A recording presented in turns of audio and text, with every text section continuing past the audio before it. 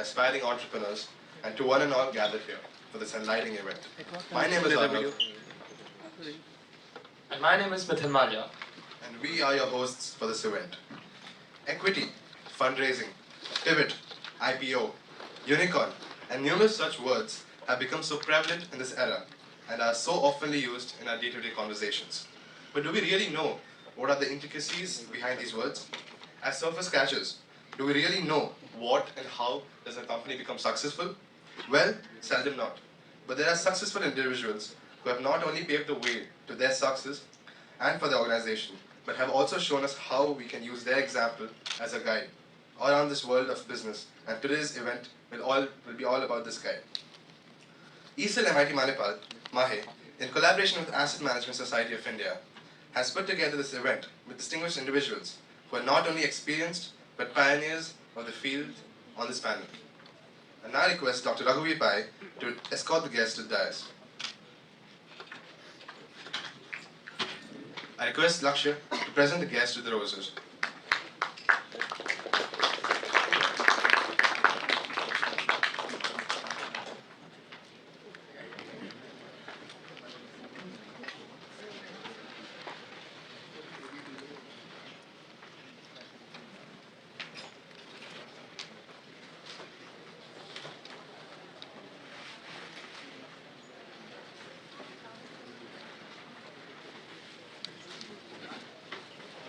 Ladies and gentlemen, we request you all to give a round of applause.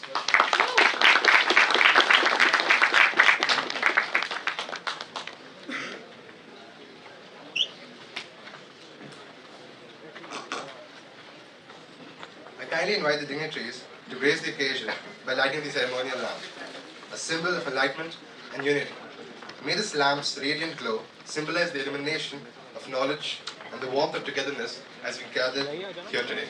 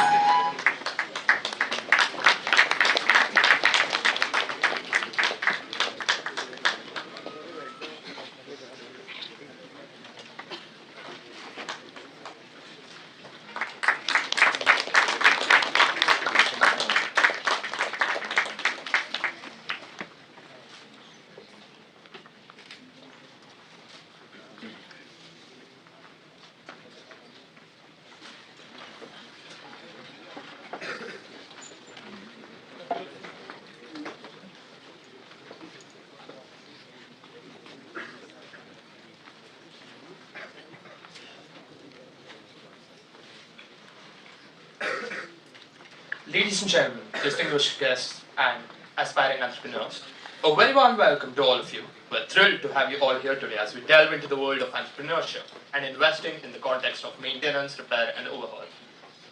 Within a global landscape, this event marks a pivotal moment in our journey towards uncovering new horizons and fostering innovation.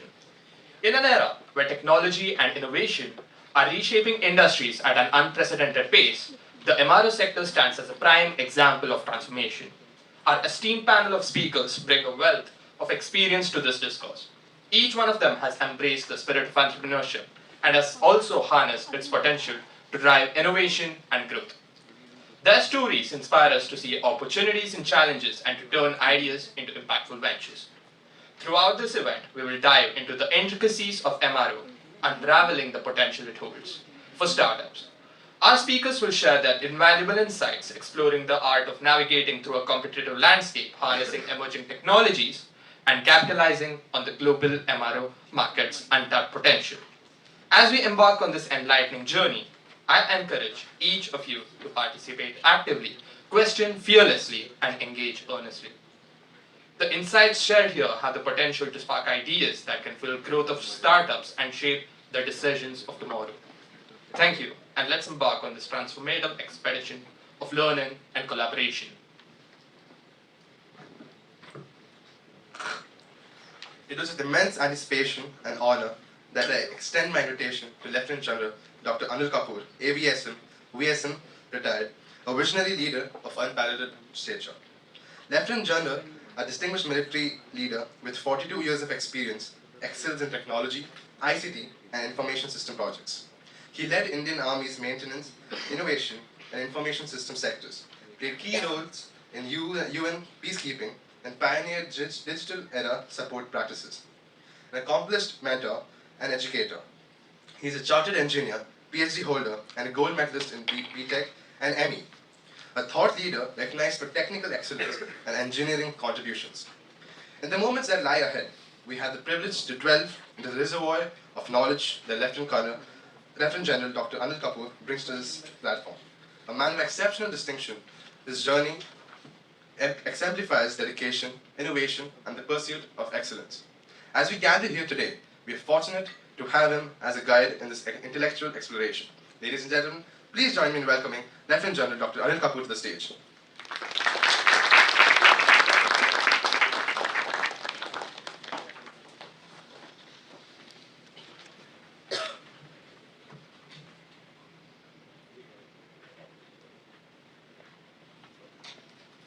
Good afternoon, Dr. Commander Anil Rana, Director, MIT Manipal, distinguished fellow panelists, and illustrious scholars of MIT. It's indeed a privilege and honor to be speaking on the theme address of Global MRO, Opportunities in Today's Times. We are today a resurgent India, which has embarked on a three-pronged strategy. First, Atmanirbhar Bharat. Next, Make in India. And the third, Startup India. Atmanirbhar Bharat, as the name suggests, is our endeavor to create self-reliance, something that we were known on in the past.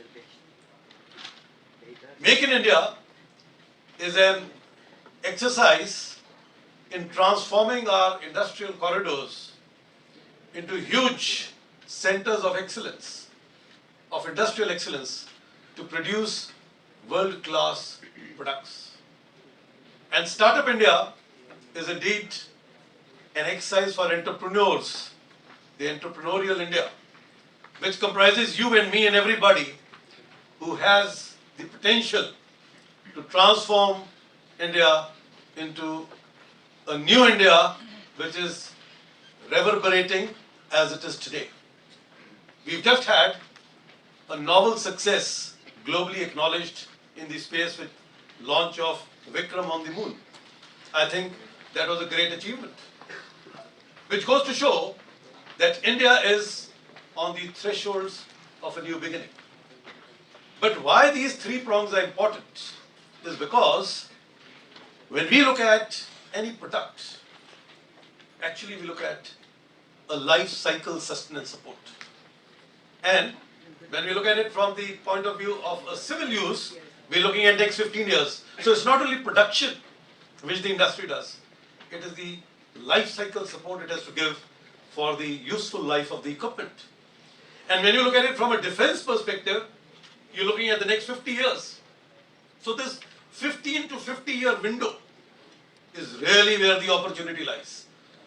So when we look at MRO, which is maintenance, repair, and overhaul, I think the center of gravity of Atmanirbhar Bharat, Make in India, and Startup India lies there. And hence the importance of theme that we have today on this seminar, which you all shall witness. But what excites me most in this game is that I was doing some analytics. The present global market is 300 billion, all told. By 2030, this market has the potential of 8 to 900 billion, which is anything which is going to be 3 times in just about 7 years to come. And obviously, we are a resurgent India, we should look at the lion's share. So if both industry and startups gear up for this opportunity, I think it will be a great day for us all sitting here to be able to harness the power that exists behind MRO. Last year in October 22, Niti Aayog came up with a report, and it said that in India alone, last year, there was a business of about 1.7 billion USD, which was done in the aviation industry. And just focusing on aviation, by 2027, they envision a $4 billion only in India. And I'm talking 8 to 900 billion globally. So you can imagine what is the kind of opportunity that is going to happen or manifest in times to come. The good news is that when we look at MRO as a perspective, I think it offers a little description, since most of you may not be exposed to this activity. Now, when we look at any equipment, and some of you have scooters, some of you got cars, you are actually concerned about the reliability, availability, maintainability, and dependability. That's the spectrum. And you often encounter what we call the VUCA of equipment: volatility, uncertainty, complexity, and ambiguity. You never know when it will break down. And MRO is a sure way of ensuring that the equipment is available at the right place, at the right time, in the right condition, for the right purpose. So that is the quality perspective when we look at it. Now, to meet this objective, what has happened is that a large number of policies are done by organizations. I mean, if you bought a car, they'll say your first service is due at 500 kilometers, then 5,000 kilometers, then every year, then every 2 years, then every 3 years. So therefore, it's a function of vintage and exploitation. And when you look at these two terms, all your policies go around vintage and exploitation. And therefore, you got something called periodic and preventive maintenance. But that is becoming history. That means you do oil change, every first one at 500, then at 5,000, things like that.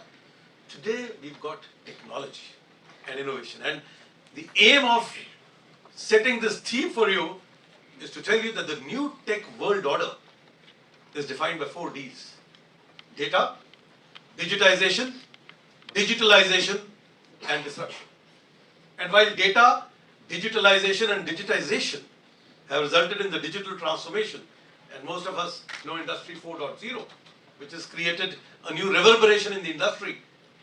When you look at this along with disruption put together, a new MRO perspective emerges. Today, you can actually say when an equipment will fail, because the sensors which churn out a lot of data actually can be analyzed through business intelligence tools, through artificial intelligence tools, to tell you whether you are in the green zone, which is safe, amber zone, where you need to take care of the system, or red zone, we're going to face criticality and may break down any time. So really speaking, that is where the opportunity is manifesting today. We're exploiting the power of technology and innovation and knowledge management based on data analytics. So today, as you walk through the paces of the seminar, you realize what kind of opportunities are there. Given the technology cycles, there's a huge amount of technology obsolescence. Something that used to happen in decades has started happening in years and even in months. Every year you get a new iPhone. Apple gives you a new iPhone with new features. And therefore, in other equipment as well, you will find this happening, that there's a lot of technology infusion that is going to happen. The whole systems are getting software defined. We've already got software defined radios. You're going to get software defined vehicles. And therefore, you'll need a lot of upgrades, not only in hardware, also in software. A big opportunity beckons. Then let's look at legacy. I mean, if you were to look at old cars, what will happen to them? Similarly, when we look at old defense equipment, what happens to them? Old products, what's happening to them? And that's where a big opportunity is again manifesting in the MRO. You can actually build condition-based monitoring systems, something that is a very unique opportunity where the maximum weight of financial earnings lies. So if you were to look at it from an economic lens, I think that is where the maximum opportunity is. So you, who are the students here, along with your professorial staff, actually can take on this role, and not only in defense, but also in civil use. You can look at large number of opportunities that you can take on when you look at the perspective of MRO. Now, erstwhile, the center of gravity used to be in Russia, Ukraine, who are at war today. Most of our MRO activities were centered around it, and Russia and Ukraine both were supplying a lot of military hardware, a lot of other hardware globally. Today, with this war, there's a vacuum.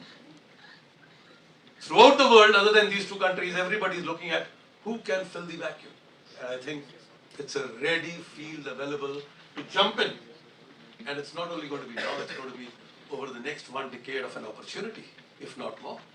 So in an overall analysis, when we look at the MRO space, it's a shock and awe impact that we are looking at. And what you need to focus, therefore, is on 7 pillars of MRO. I will not belabor on it now because we have a very good panel discussion on this when we'll talk about the pillars of MRO. But what I want to leave you with the thought is that MRO is the game changer. The next biggest disruptor after Airbnb, e-commerce and everything is MRO. Please look at it with intent. It is where the future lies. And the aim of doing this seminar today is to expose you and those who are listening to this new challenge. Not only for startups, it's equally relevant for industry. And the watchwords therefore are automation to autonomy through precision and positioning technologies. If we were to look at this whole space, which we shall subsequently, I think that is where the future lies. And therefore, for entrepreneurs, it is small ideas, small teams, big impact. So buckle up, fasten your seatbelts, opportunity beckons. Let's get on to the MRO flight. Welcome aboard. Thank you.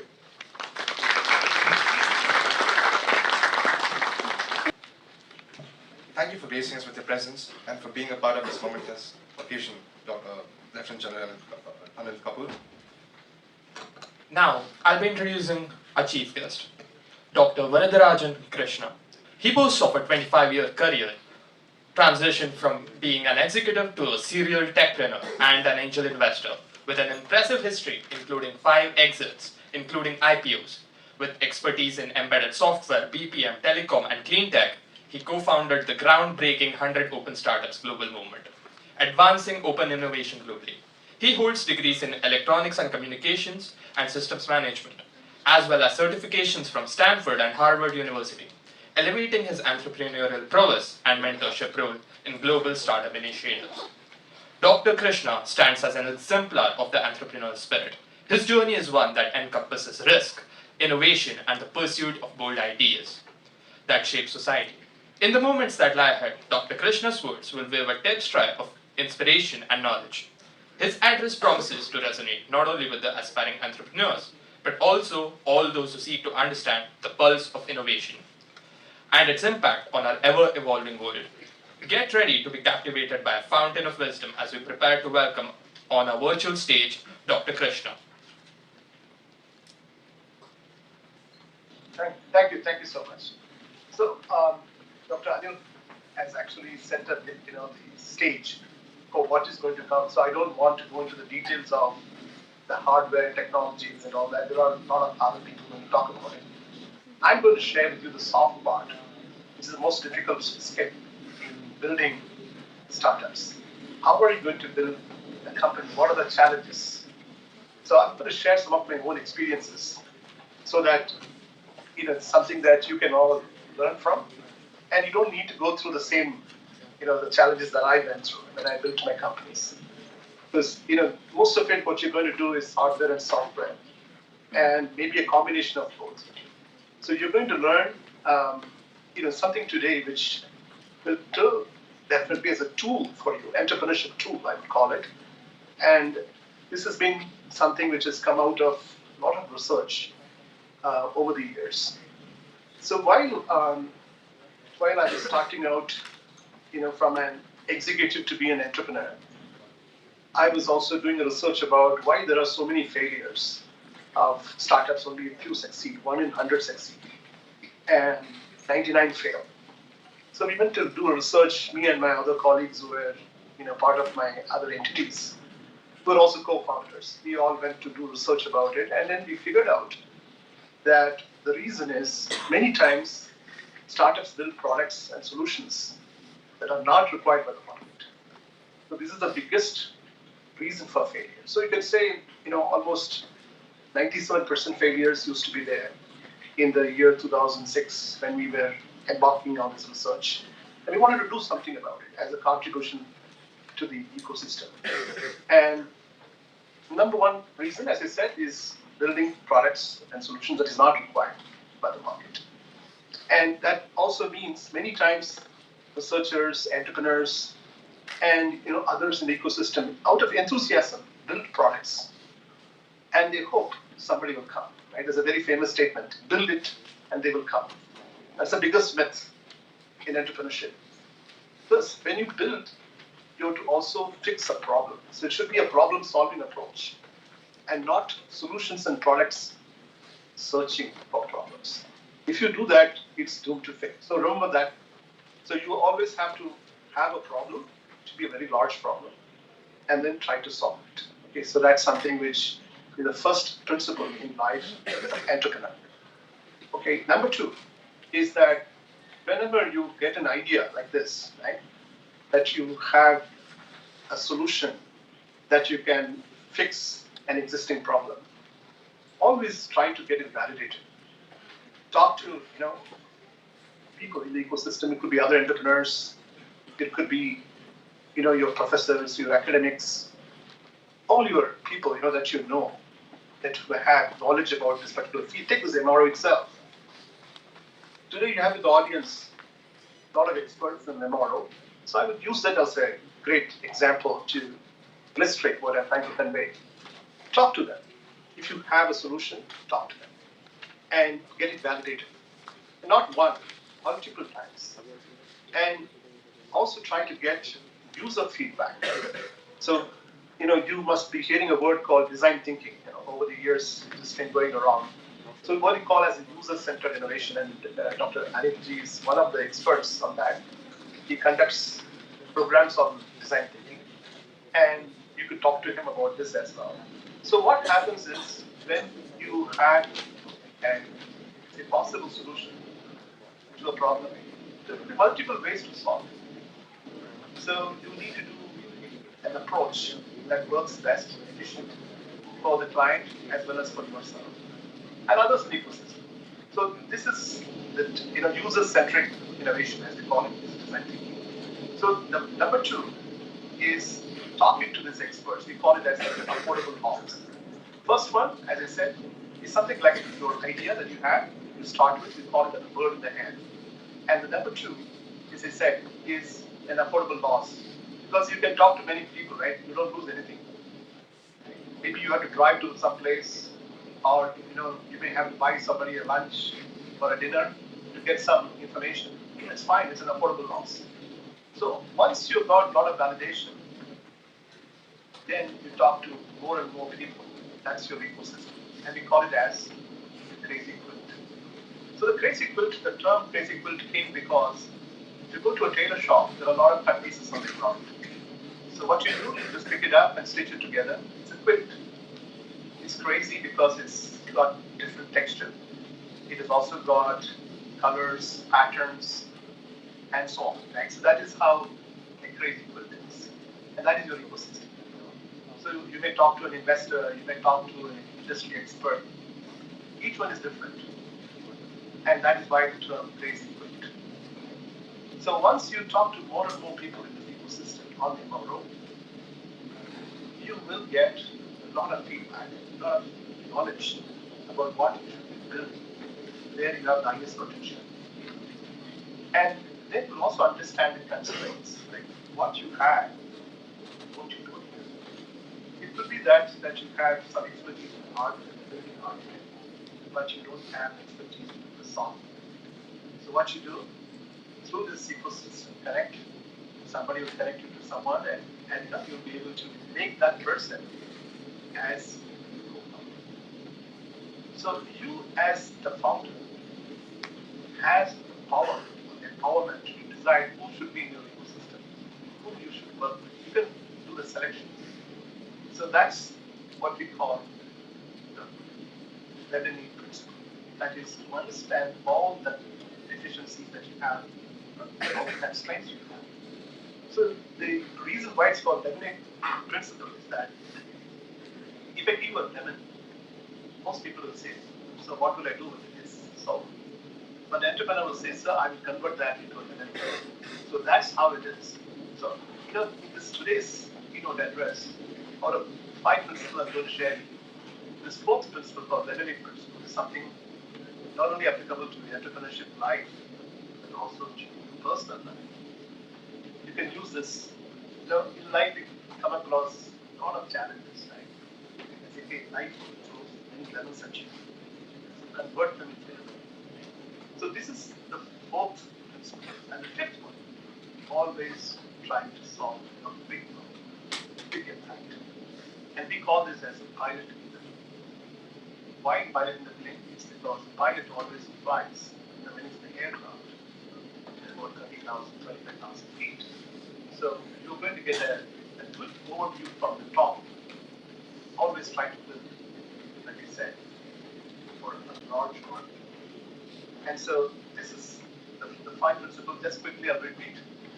Is the goal in your hand, is the idea that you have, that you think has potential, and it's the problem statement that's there. And the number 2 is the affordable loss, because you talk to different people, and they give you knowledge on what should be done, how to go about. They give you guidance, mentorship, all that. Even the incubation, acceleration, all that, right? All that happens. And number 3 is the crazy quit. Because even when the mentorship happens, a mentor cannot provide all the knowledge. An incubator cannot provide all the knowledge. They bring in experts. Even the accelerator for the mentor, right? They bring in other experts. And the next one, after you understand all the 10 strengths, is this 4th one, as I mentioned, the Lebanese principle, so that you can overcome challenges. And entrepreneur's life is not easy. You will have a lot of challenges. Getting full knowledge that you're going to face a lot of difficulties. You go for many months without an income. You have to still pay your employees. All that, right? All that comes under the last one, solve a big problem. And this is my main principle. So these 5 principles, by the way, is something which had come out after a lot of research out of the Darden Business School in Virginia and other business schools in entrepreneurship today teach this. And the term used is called habituation. And many entrepreneurs, without their own knowledge, follow those steps. And when they did research, they put it in these kind of buckets to bring some kind of sense so that you have a science of it. There's a science behind it. So that it could be taught, so you could learn. And that is what I wanted to teach you today, is these 5 principles, so that whatever idea you can try to put them in these 5 buckets, through this process, then you will know whether your idea is succeed or not. Right? So once you have these, this 5, by the way, is something which was also coached by Nobel laureate Dr. Simon, and he is from the same business school as I mentioned, Darden Business School, University of Virginia, and the main researcher is Dr. Sarah Simpson. She in fact teaches entrepreneurship at IMD, and she's also a visiting faculty in many universities worldwide. And so the beauty about this is that nearly 350 top entrepreneurs in the world, we call them expert entrepreneurs. They all follow this 5 principles. You have learned something today in the masterclass that is going to help you. And I want to also encourage each of you to visit evacuation.org. It's a wealth of information, and you'll be able to enrich yourself so much knowledge that you will be able to overcome. You will know with full knowledge that when you're building entrepreneurship activity, going to entrepreneurship activity, you know that these are the challenges, and you know with full knowledge that you will overcome this. And I also want to leave you with another thought is that there are today a lot of incentives from the government. They are encouraging you in every manner possible. So whether it's your own institution, I believe some students are from MIT and Manipal that are here in the audience. So, you have many grants available to convert a good idea to prototype and then also to make it a minimum viable product. So it is not the situation I had where one had to actually, pledge your property or your assets to get money to pay salaries and also to maintain the offices, etc. That situation has changed. So today is the best time. There's no other better time than today to build your company or a startup. So go and look at those challenges out there. You're going to hear about what are the problems, what are the challenges in the MRO sector, and you can pick up those based on those 5 principles I shared and start working on it. And you're going to get support from your incubator, also from other incubators. By the way, I need to get myself a part of the TIH, the Technology Innovation Hub on the IITs. So there are 25 IITs, each one has a TIH. So we are part of IIT Tirupati, where we focus on PNT, positioning, navigation, and timing. And we have a lot of such benefits available from the government, which is like a grant where there is no equity. There's also early stage funding from start to seed fund, which is called as SISFS, where you get up to 50 lakhs. Then you also get a matching fund from a separate scheme of 40 lakhs. You could bring an external investor, 40 lakhs. Separate scheme will match it another 40 lakhs. And thereafter, a private investor or an angel investor can step in, because the early stage is the riskiest part. Nobody wants to invest. So the government has taken the risk on themselves with these schemes that I mentioned to you, like the seed fund scheme as well as the separate scheme. And we also have many grants, the beginning grants. There's also building a prototype to bring it to market, commercialize. So every step of the way, you have grants, so you don't lose equity, and also you don't need to go to many investors trying to get it, their fund. There's no need for that. So also they will not invest because this is a risky stage. So I'm also telling you that do small things, leverage all this new system, that the journey will be smoother and a successful one. Wish you all the very best, and we are all here to mentor and coach you and support you in every manner possible. So through this, this lecture that I've given to you all, I also want to appeal to the organizers. Let's not end with this. Please make it continuous, and let there be more user meets, let there be more conferences where we can build up from where we left with this particular start. And we have other supports, other ecosystems that are there. Let's leverage it and make it easy. Thank you so much. And if you have any questions, please pass it to the organizers, and I'm happy to answer them. Thank you.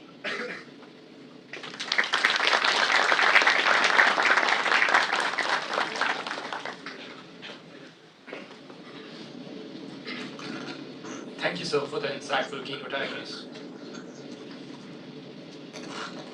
It's both a privilege and a delight to extend a warm welcome to none other than Commander Dr. Anil Rana, Director, MIT Manipal. Sir, your illustrious career and exceptional contribution in the Indian National Navy, academia, and in Mahe have made you a beacon of wisdom and inspiration to all. The journey marked by dedication, leadership, and innovation serves as a guiding light for those who seek to navigate the complex landscape of our times. Dr. Rana, we are honored by your presence, and the stage is now yours. We eagerly anticipate the invaluable insights that you will share with us.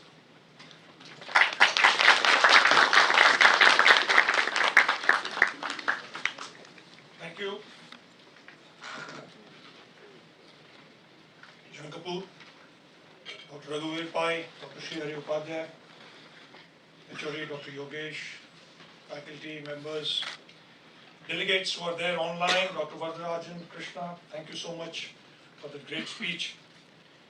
We also have our illustrious alumnus, Mr. Amit Kapoor. Wish you were here in Manipal, never mind. So we have other speakers too, Dr. C.V. Kamath, and other delegates and participants who are present online, and my dear students. Very warm welcome to all of you, and thank you for being here on a Saturday afternoon. Before I begin, I just want to, for the benefit of the students, want to tell you what MRO actually means. It talks about maintenance, repair, and overhaul. Now, why is it important? Imagine you're sitting in an aircraft, ready to take off, and an engineer is standing outside who has just assembled an aircraft and he's got some parts left over and doesn't know where it will go. How confident you would be to fly in that. So it is important. This only tells you that maintenance, repair, overall become important. Yes, but why is it important for you? Because you just heard General Kapoor talking about the growth of MRO industry in India. It's going to touch 4 billion, but that's only the aviation sector we are talking about. We are not talking about the big defense industry where the budget allocation happens within the defense budget. So we are not talking about that at all. So there's huge opportunities, and it's very likely that from the ESL we have this massive participation, and I'm sure our students who are interested in entrepreneurship someday would have an MRO startup, and others who are not interested in that, but our engineers would certainly become a part of an MRO industry, either directly or indirectly. So I don't want to quote the figures again, but I was just looking at the data that is available on internet, and I was surprised to find there's a lot of this data available, and there's one very good report by Deloitte talking about the same figures that General Kapoor had mentioned. And it also talked about as to what the Indian government is doing to support the MRO industry and the MRO startups. But before I go there, I'll just tell you my experience from the Indian Navy. He had mentioned about the very strong, earlier it was USSR and then became Russia. Most of the defense equipment came from Russia into the Navy. And me being an engineer, I can tell you gas turbines, at least two of the models, M2B GAY and M3, were a huge problem for us. The reason being, these gas turbines were being overhauled in Zarya, a place now in Ukraine. So which meant that every time a gas turbine has to be overhauled, it has to be taken out from the warship, packaged and then sent abroad for repair, overhaul, tested there and then brought in back for the ships. You can imagine the kind of delay that entailed for the ship to be ready for its duty. Today, Navy has about 150 warships, and this is just about gas turbine. I was talking about the very expensive equipment which goes into the weapon systems of the Navy. Similarly, for the Air Force, I'm sure this is the same kind of a situation. Huge expenses were incurred, but more so for the Indian Navy, the problem was operational readiness. When USSR broke into different countries, the problem only compounded. You were not getting space for your gas turbines, you were not getting space for not only gas turbines, but other equipment on board the same Russian ships. And therefore the operational readiness became a huge problem. So the government decided to open up a unit within the Navy called INS Ekshila. It is still there in Eastern Naval Command, Visakhapatnam, which overhauls the gas turbine, tests the gas turbine indigenously within India. Of course, the spare parts were still coming from abroad, and then fitted on board ships. So it reduced the delay time that was there. Slowly and suddenly, we're looking at indigenizing the main equipment. It will happen, but it's going to take time. When we talk about Make in India and we talk about Atmanirbhar Bharat, we are talking about this huge, major equipment being manufactured inside India and also maintained, repaired, and overhauled inside India. That is where this startup equation fits in. So when we are talking about MRO opportunities, we are talking about these kind of opportunities that are going to grow in the country. And you being engineers from various departments, it won't matter which one, you would certainly be directly connected to into this industry, because it's going to happen in your time in the next 5 to 10 years. I would not like to quote the same figure that sir has quoted, but I would like to mention a few other things. We know of the technological advancement that are happening, and that is making the MRO startups even more interesting. Two areas, one, the IIoT and the AI ML. This is something I would like to mention. There are a few others, but that's going to take time. How is IIoT changing the entire landscape of maintenance, repair, overall of the industry? See, for a submarine, for example, this example today I was giving to somebody, we were having a talk in the morning. It is very important for us to be capable of predicting the exact time in the future where the equipment may require some kind of a maintenance, because that is connected with the operational availability. So for submarines, just an example, a high pressure air compressor is very, very important, very critical, because the entire ballast, deballast system, submarine going down, coming up, depends on compressed air. It is also used for various other kinds of purposes, but this is the main one. Now, if every 1,000 hours or so it has to be maintained or repaired, that's all right. But what about the failure? If I can collect data of entire set of compressors which work differently with different duty cycles, with different conditions of operation, different load, with that data, if I can use AI ML to predict that after about 6 months, this particular compressor is going to have a problem, then I can plan my visit to the port in such a manner that just about 5 months or so I am visiting a port and the compressor goes out, the new one comes in. It gives me time in advance to plan my maintenance, to plan my operation cycle, and improve the operational availability. So this is happening now. In my days, about 20, 30 years ago, it was very difficult. There were vibration monitoring happening on very critical equipment like gas turbines, even steam turbines, and main propulsion bearings of IC engines, etc. But it was all read manually, so you needed that expertise. You needed to be an expert to understand. It's like an ECG signature saying, oh, your heart is going to fail. So this was like vibration signature, and you can predict like so-and-so bearing is going to give you a problem, but you were not very sure. And the better expert you are, the accuracy was better. But now no more. You can use AI ML to record, monitor these signatures, and predict in the future when it is going to fail or when it can require maintenance, so that you can plan your maintenance very easily, and it will improve your operational availability. Now looking at what is being done and the policies that are coming through from the Government of India, I would just like to mention a few of them. This is very important. What has improved in the last 6 years or so? One, very liberalized land rentals. In India, presently there are 19 conventional hangars available. So if you want to construct more, this we are talking about in the context of the aviation industry. Now we are going with very liberalized land rentals. Therefore, these MRO startups can easily get land available, creating hangars for doing the maintenance, repair, and overhaul of the aircraft and its components. Changes in land allotment policies also come in. Earlier, the lease was only about 5 years. Now it is extended to about 30 years or so. India is planning about 100 airports by 2024 under the UDAN scheme, which means that there will be greater opportunity for the MRO startups to take place. There will be a lot of airports available, and therefore more opportunities for maintenance to happen on the aircrafts in India itself.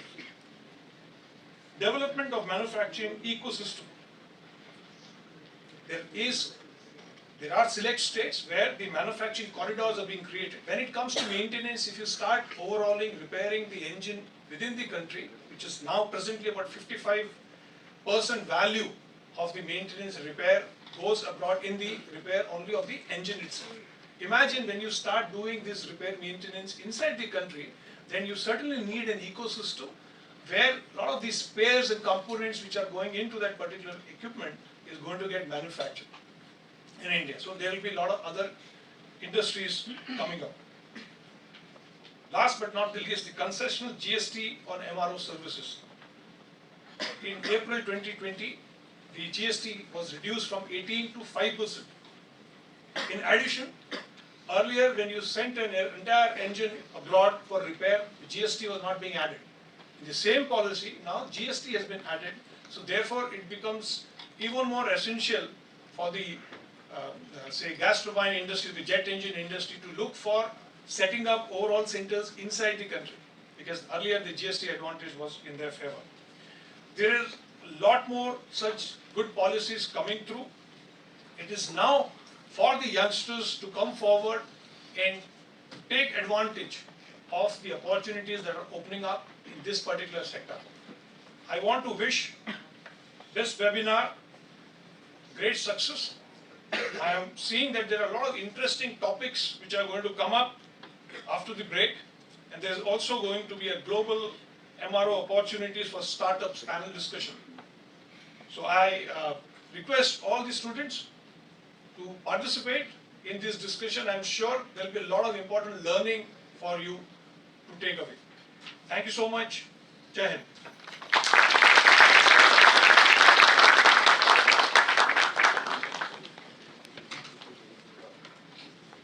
Thank you, sir. That was truly inspiring and captivating. Now, I'm honored to invite Dr. Raghuveer Pai, President of Asset Management Society of India, to grace us with his insights that will illuminate our event's theme. Dr. Raghuveer Pai has held leadership positions throughout his career and has been an epitome of wisdom and knowledge in every field he has graced. From being responsible for establishing Manipal University's new engineering school at the Dubai campus to becoming the Director Research at Mahe, he has done it all. Let us all warmly welcome Dr. Raghuveer Pai to the stage.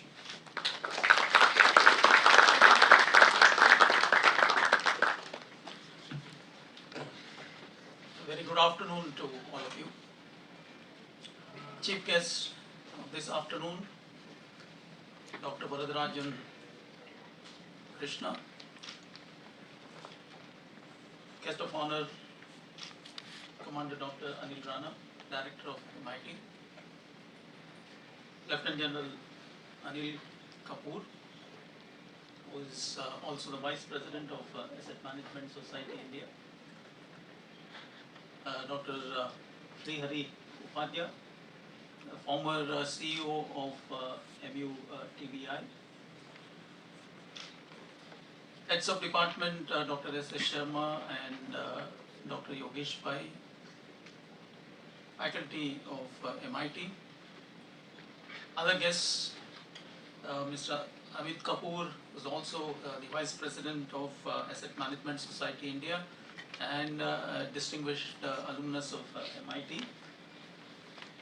Dr. C. Vittaldas Kamath, who was the former CEO at Wipro and currently is the CEO and founder of V2 MNS 2S. And the panel will be consisting of Dr. Manish Thomas, CEO of the Manipal GOK Bio Incubator, Dr. Santosh Rao, who is the current CEO of MUTBI, and the third panelist would be Dr. Srihari Upadhyay. We would also have Colonel Sarathi, would have had him, but unfortunately he has taken ill. So he just messaged me that he would not be able to participate in the panel this time, but certainly would be available on another date when we have this MRO webinar series.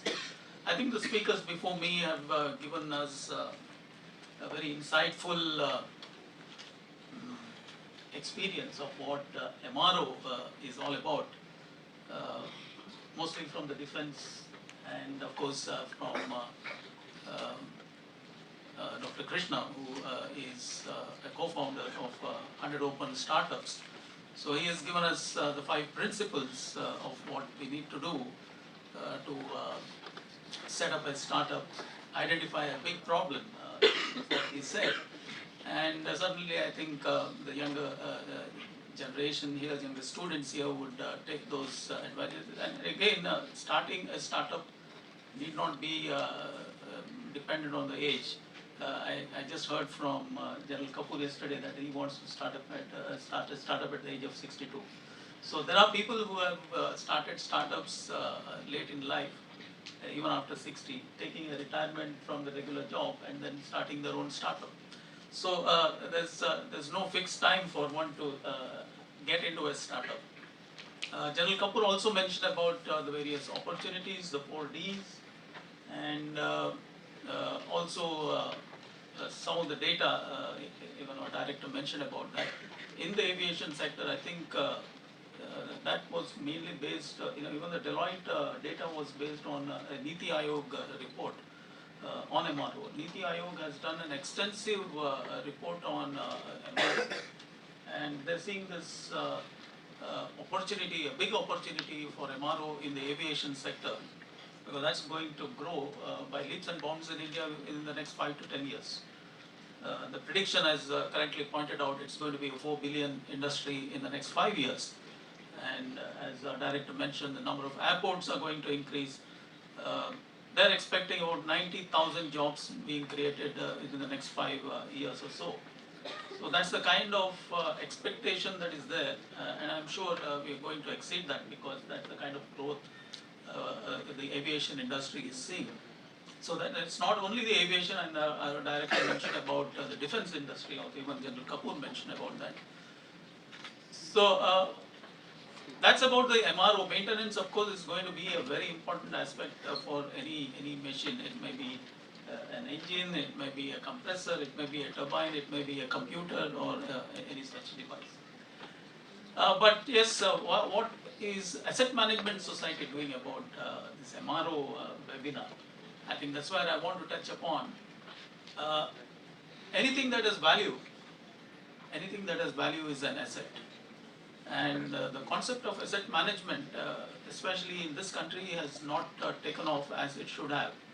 Because when you create an asset, when you have an equipment, it needs to be maintained.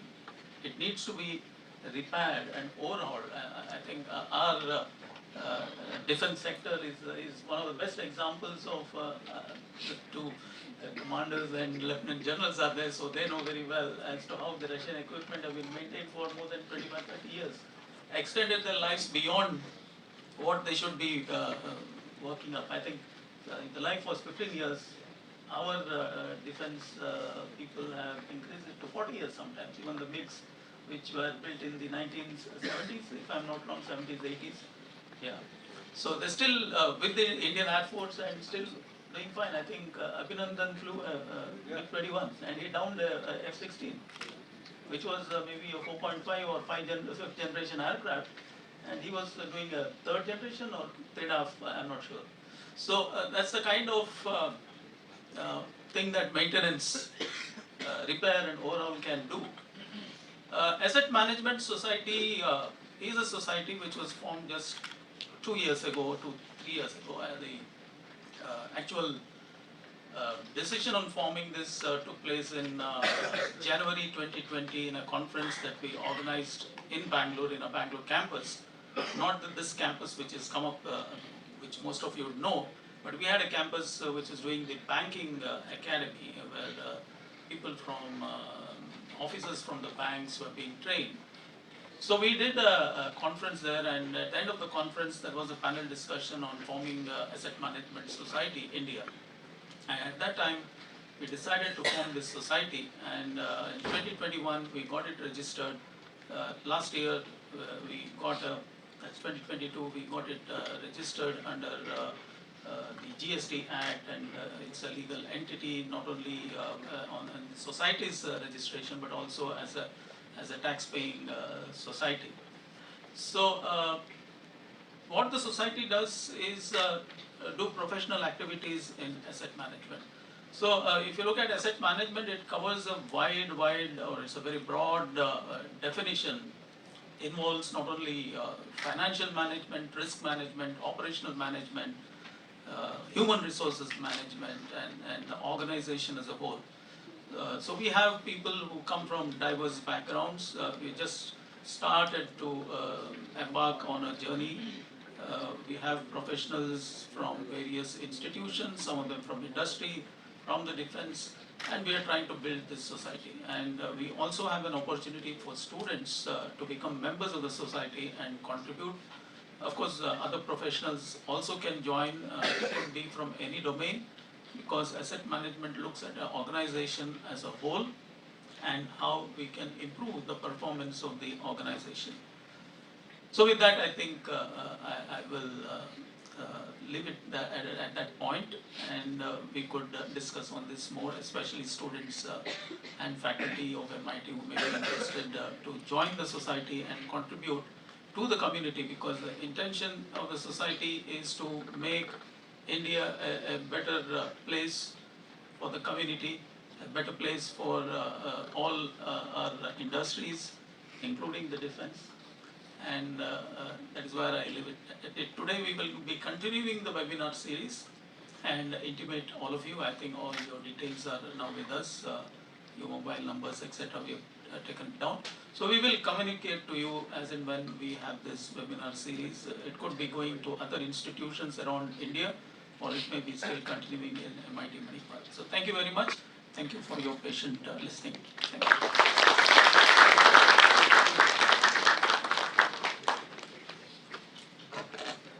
Thank you, sir. Those words were truly enlightening. I'm sure each and everyone present here has something special to take away from it. Now we'll be heading into a 10-minute break. We shall resume at 2:45 p.m. Dignitaries can now make their way towards the refreshment momentarily. Thank you.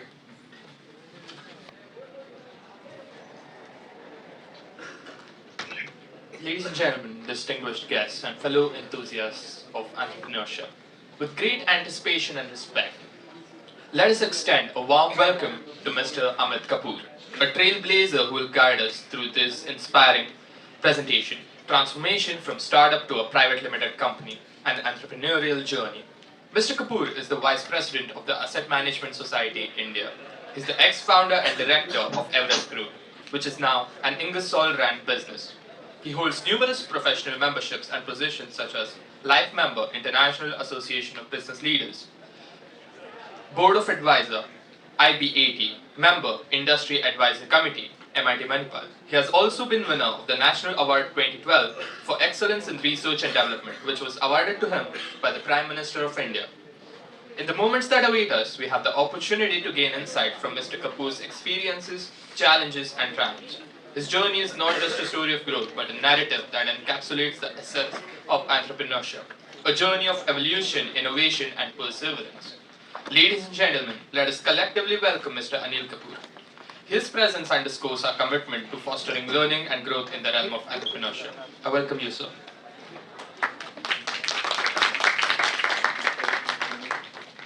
Thank you very much. I hope I'm audible and clear. Yes, sir. So good afternoon, everybody.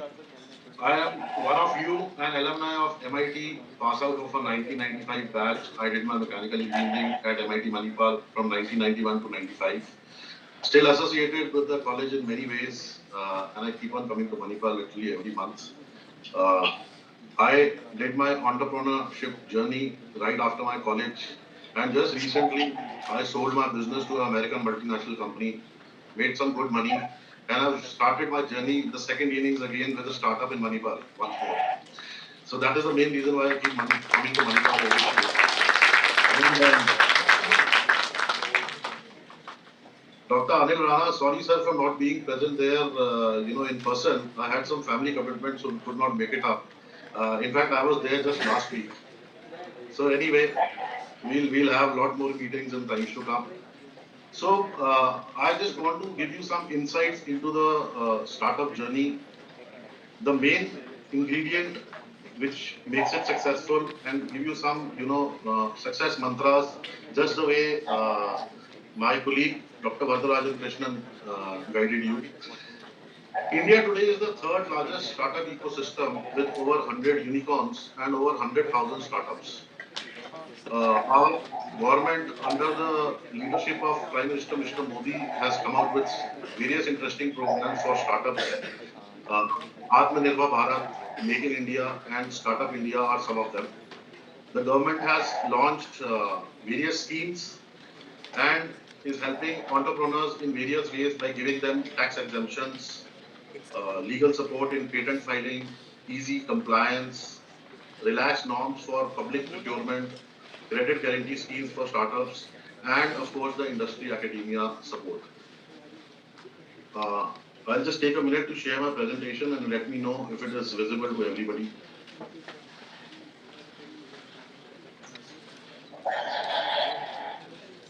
Okay, I hope it's visible to all of you. Okay, thank you so much. So, whether you call it entrepreneurship, whether you call it startup, whether you call it business, for me, they all have the same meaning. They have just three important elements. Number one is to improve customer engagement at every stage. Number two is to accelerate the business growth, because that is what you are here for as a founder or a co-founder or a part of the team. And number three is your smartness to avail the prevailing government benefits which are available to you. So I have just made this presentation with respect to MRO space, but overall everything will be applicable to every kind of startup, any and every kind of startup. So the journey of startup to private limited company involves several distinct phases which have been shown here. And the main ingredient is the idea or the concept. That is what is the most important thing.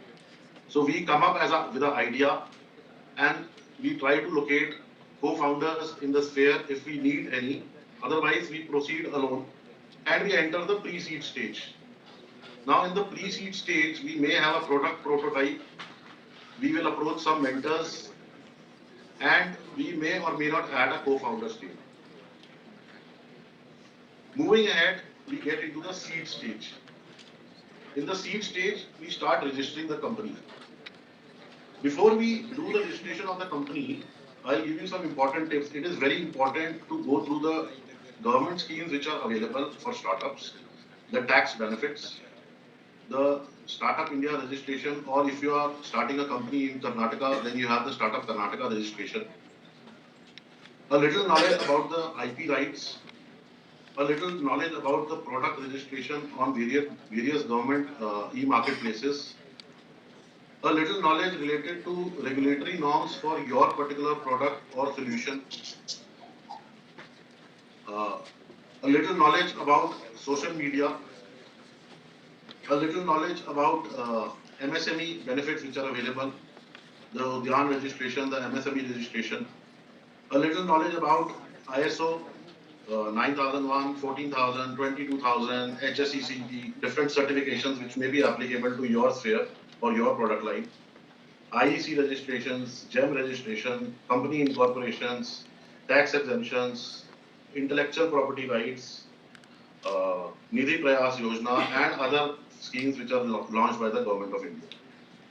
So it's a lot for a co-founder or a founder, but yes, a little knowledge of all these things will definitely help you make a good start. You guys are lucky that you have the internet today. Everything is available online. It just small effort is required from your end, and you can have knowledge about everything, which will help you plan what kind of a company would you like to start with, a proprietorship, a partnership, a private limited company, because a lot of benefits and schemes which are available may be applicable to specific type of companies. So that is when you actually enter the startup phase, which is shown right in the center. At this stage, it is expected that you will have a problem, you have identified a problem, and you are sure that you can come out with a solution to it. You may or may not have a prototype ready at this stage, but yes, you have identified some problem which is there in the society, and that is the main thing about what the startup is about and what will create its future.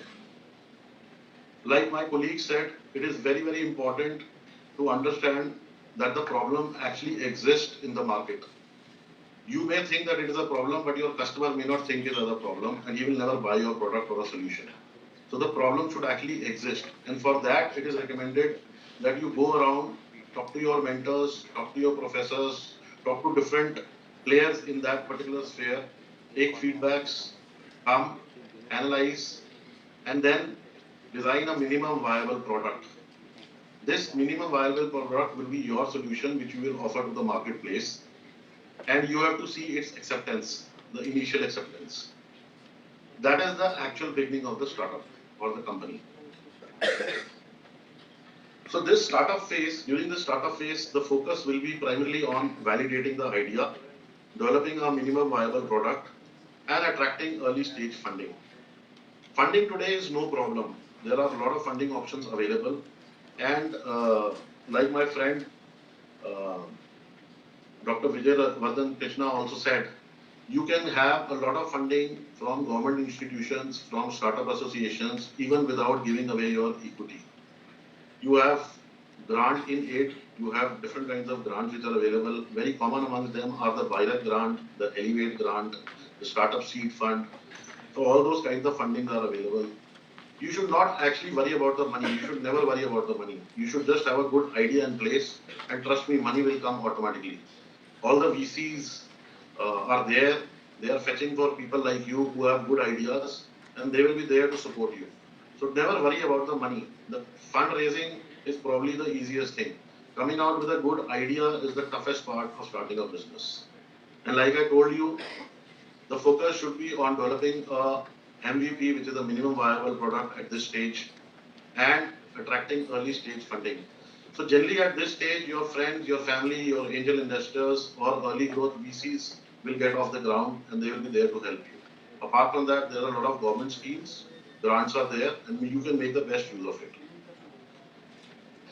So this is the startup phase, and specifically with respect to MRO, if we see, so we should have solutions which may be related to streamlining inventory management or providing specialized repair services, because that is what MRO is all about.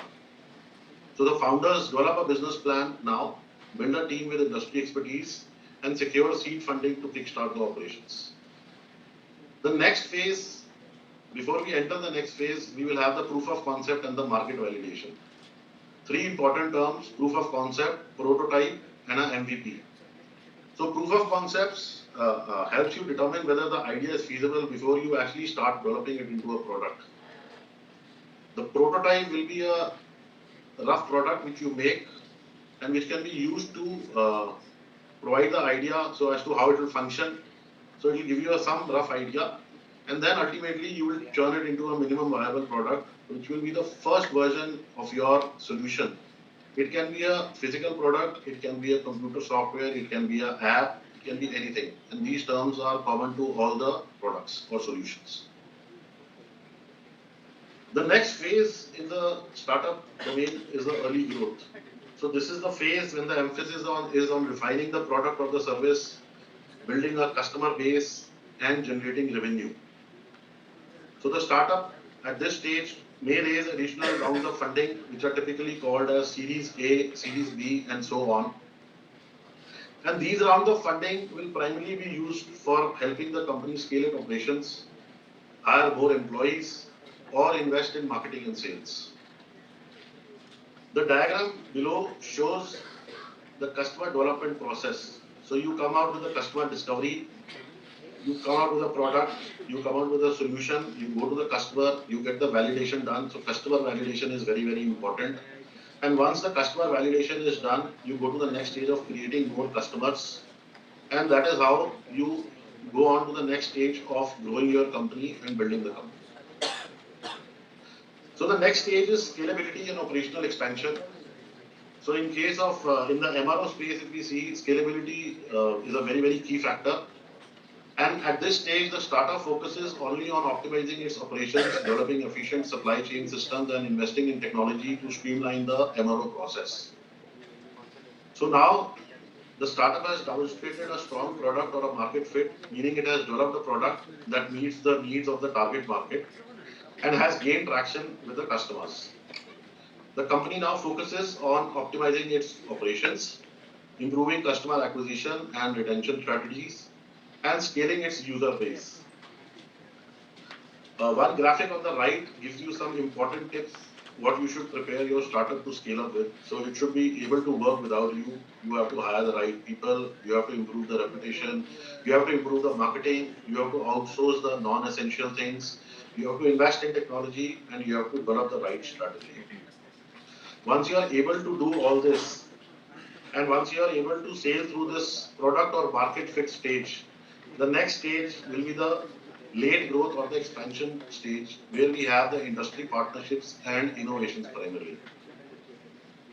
So in this stage, as a company grows, it may expand its product line, it may enter new markets or explore strategic partnerships and acquisitions. This phase often requires significant capital investment to support the company's expansion plans, and the startup may seek larger funding rounds from VCs, private equity firms, or corporate investors. Once you are able to sail through this stage, the next stage will be the transition to the private company, which is the final stage. So, in case of a MRO space, this stage typically occurs when the company has established a strong market presence, achieved sustainable growth, and is focused on long-term profitability. So at this stage, the startup may choose to seize external funding and transition into a private company. If you see the graphic below, it is a very interesting graphic. You see, when you start with an idea, your equity is 100%, but the valuation of your company is literally zero. So in now, today's time, we see it's all about valuation. Every company is in a race to increase their valuation. And generally, at the IPO stage or when you are into a private limited company, your share of the pie decreases. Your equity stake comes down a lot.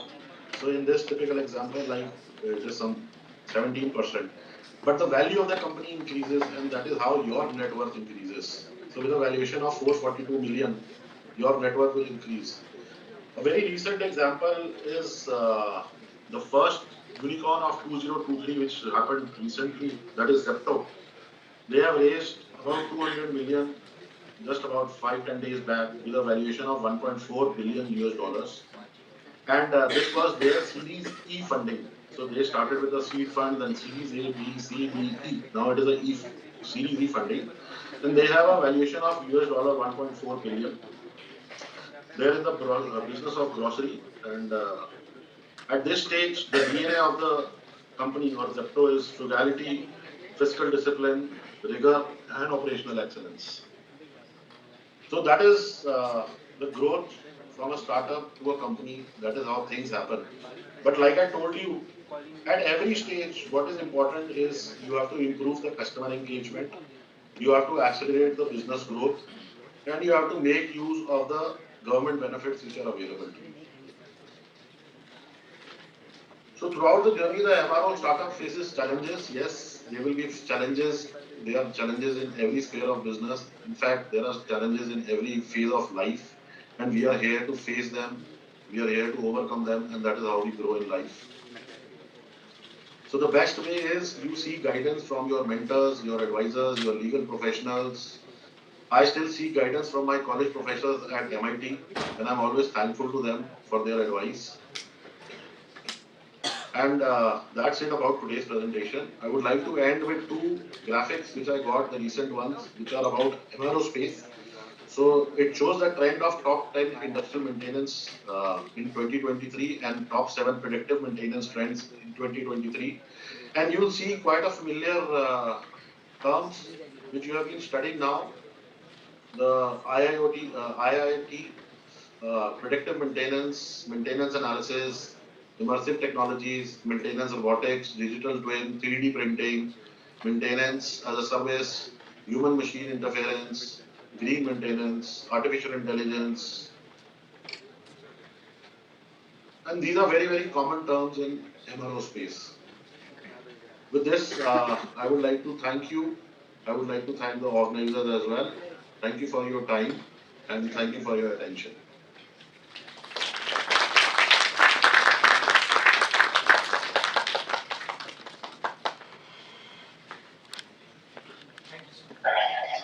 Thank you, sir, for the presentation.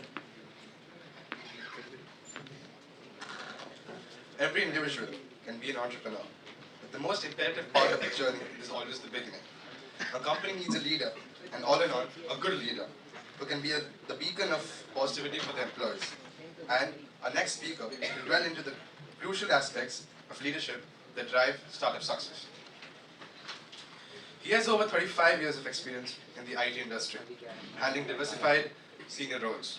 He is the CEO and founder of VNP2S Consulting LLP, supporting startups from ideation to growth phase. He is also a certified assessor of business excellence programs using the EFQM framework. He is also the founder of the Walk of Faith organization, which conducts marathons to support several social causes.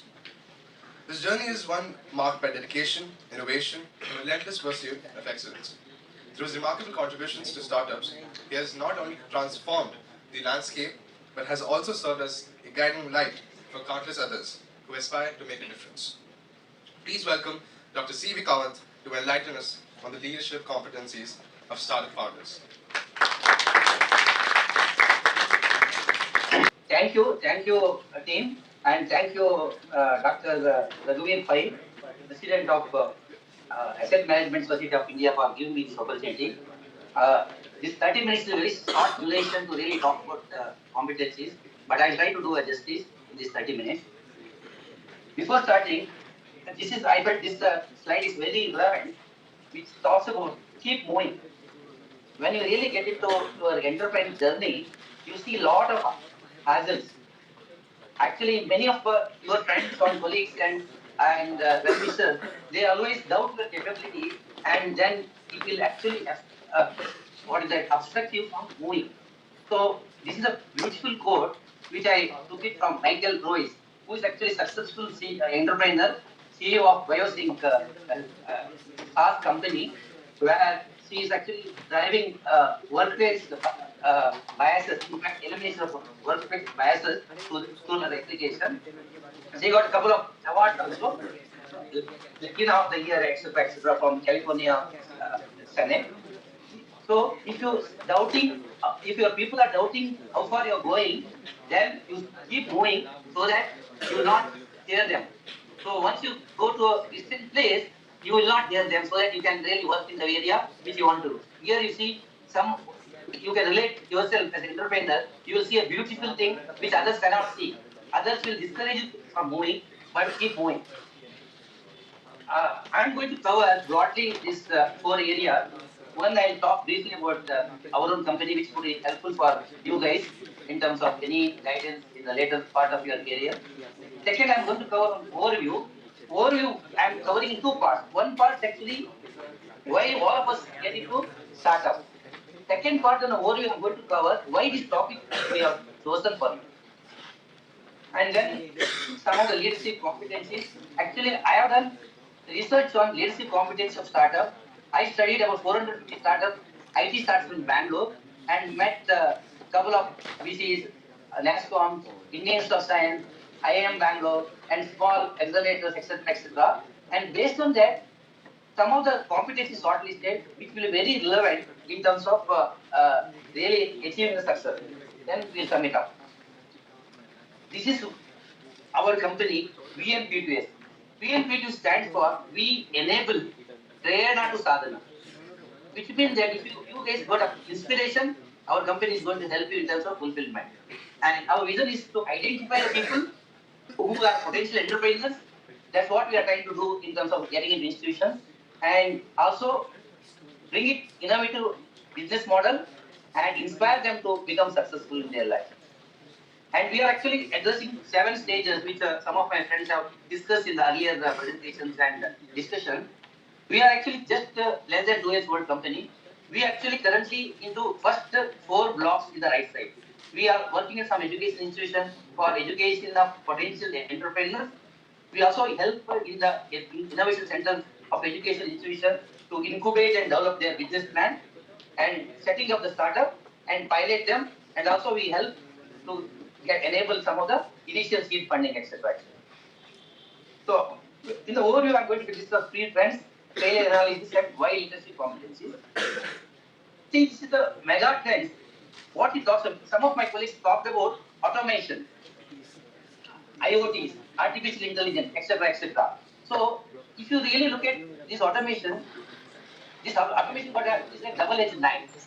What it is, it gives initially huge job. You could have seen today, lot of IT professionals have been hired and also fired recently. So why it is happening? Many automation needs the people to do it, but once you reach that automation, many of these current jobs are going away. This data, what is that, research done by Pearson says that currently 80% of people are not aware what they do 5 years from now. And many of the jobs which currently is there, which we are not able to see 5 years from now, 10 years from now, and only 1 in 10 people are aware what they are going to do in the future thing. And only the job, knowledge area, cognitive skills, such as jobs are only retaining. Rest of the jobs are not retaining. You are able to see currently, chat GPT has come in. Many of the jobs of framing, editing, marketing, etc., jobs have come down because ChatGPT is the one click of a button. It's all free today. You can do a presentation within no time. And if you look at this automation runs in 3 phases: wave 1 and wave 2 and wave 3. Wave 1 and wave 2 already we would have seen. Wave 1 is an algorithm-based automation, and as we see in the last couple of years, lot of desk jobs, call center jobs are reduced. About 3% jobs are no longer needed. In the 2 years before, all of us used to call center and ask for bank statement. Maybe I missed my credit card, some PIN number I forgot, etc., etc. Today, the click of button you can do. That job has already gone. Why it has gone? Because of automation. Similarly, some of the decision making jobs also has gone. Okay. And finally,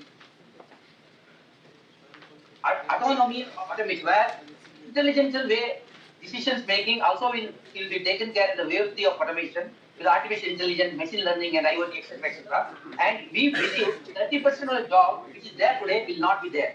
What it means? That means that whatever currently corporates are getting into the corporate job, you will have only 6 to 7% jobs are available. And there are many people are getting into new job market, which is that new market job market, because a lot of farming jobs also people want to get into non-farming job. Because of that, you will have at least 40% vacancy. Employees are not in a position to get employment. About 60 million people potentially could be jobless 10 years from now, 15 years from now, because of all this automation, and some of the low-end jobs are going off, etc., etc. That is the reason all of us should think of starting our own, so that instead of getting into employment, instead of job seekers, can we become job givers? This last 3 slides I am presenting to you guys just to enable you to your thinking, so that this inspires you to really start something on your own. Otherwise, most of us will not have a job 10 years from now in the current way of doing things. And as of last stand, each startup on average can give a 13 people's job, direct job, indirect job. It can give almost double of it, which means that one startup can give about 40 jobs. So in the last couple of years, 50,000 startups would have given 20 lakhs new jobs, which is officially listed by BPIT in their record. Now, since India is growing by 8 to 85%, there is a need of a 90 million jobs by 2030. So, which calls for many of the startups to come in. Okay. Now, I give you some clear statement. If you look at this slide, and most of us know that only 10% of the startup will succeed. 90% startup will fail. This slide talks about various elements of a startup failure reasons. Now, one of the crux of this problem is, if you look at this slide, I believe strongly that management leadership ability can help to reduce at least 30 to 40% failure, which otherwise would have happened. If you look at all these slides, for example, let's say operation problems. Okay, operation problems constitute about 6%. If you look at team problems, constitute 18%. Marketing problems constitute 22%. Lack of product mix constitute 30%. If I really take a top 3 of this, out of that, at least 50% of the problems will be addressed by the leadership. So that's why leadership as a topic has been taken for this seminars today. One good news about the failure is you would have you would have aware we just launched Chandrayana 3. And Chandrayana 3, before that we had two Chandrayanas, 1 and 2. One is relatively successful, even though it is intended to be there for 2 years, it collapsed just less than a year. Chandrayaan 2, when the landing, it's a soft landing, it landed into hard landing. Correct? So now, what I'm trying to say is, both these failures has given an immense learning for Chandrayaan 3. What are those areas? It has given areas in terms of technical advancement, resource identification, soft landing techniques, then orbit navigation experience, plus collaboration with the NASA kind of organization where it developed. So what I'm trying to say is all these failures, if you are able to learn something out of it and move on, like in my first slide, then there is no problem to fail.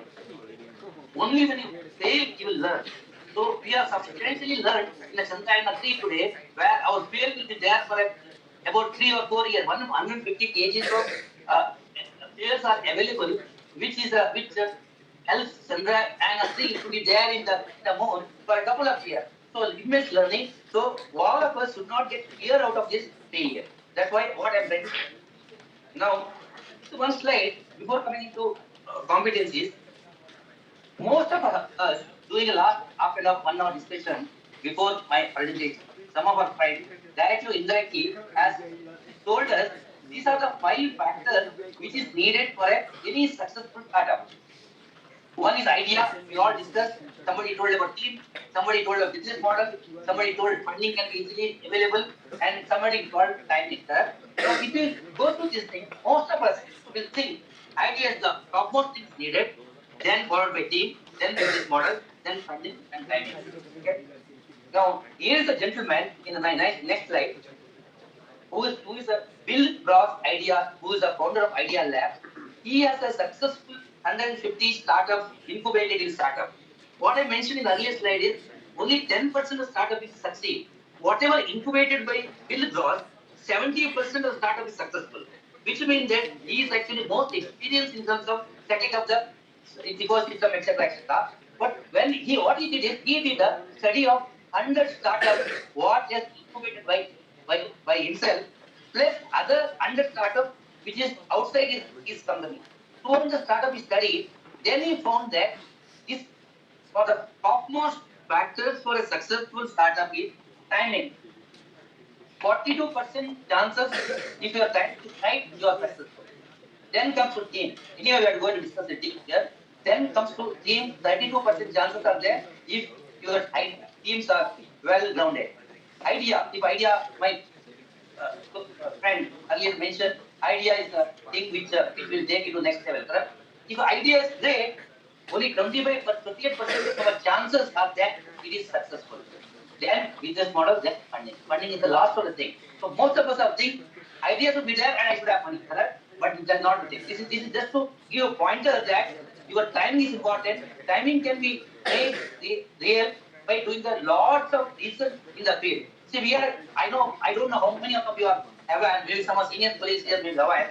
We had a webmart which is launched much 10 years back, 15 years back, and it has been very, very failure. And it is almost equivalent to any of your grocery successful big basket or whatever we are today doing, or Amazon, etc., or fresh vegetables, etc., which is currently you are seeing very, very successful. But this gentleman called Vaideshwaran and one more person is there, because or somebody started, and they failed because the timing was not. What I'm trying to say is that your time is very important apart from idea. So make sure that you are getting into good research and ensuring that you are in the right track and right time. Okay. Now this is the main thing if you want to discuss on leadership competencies.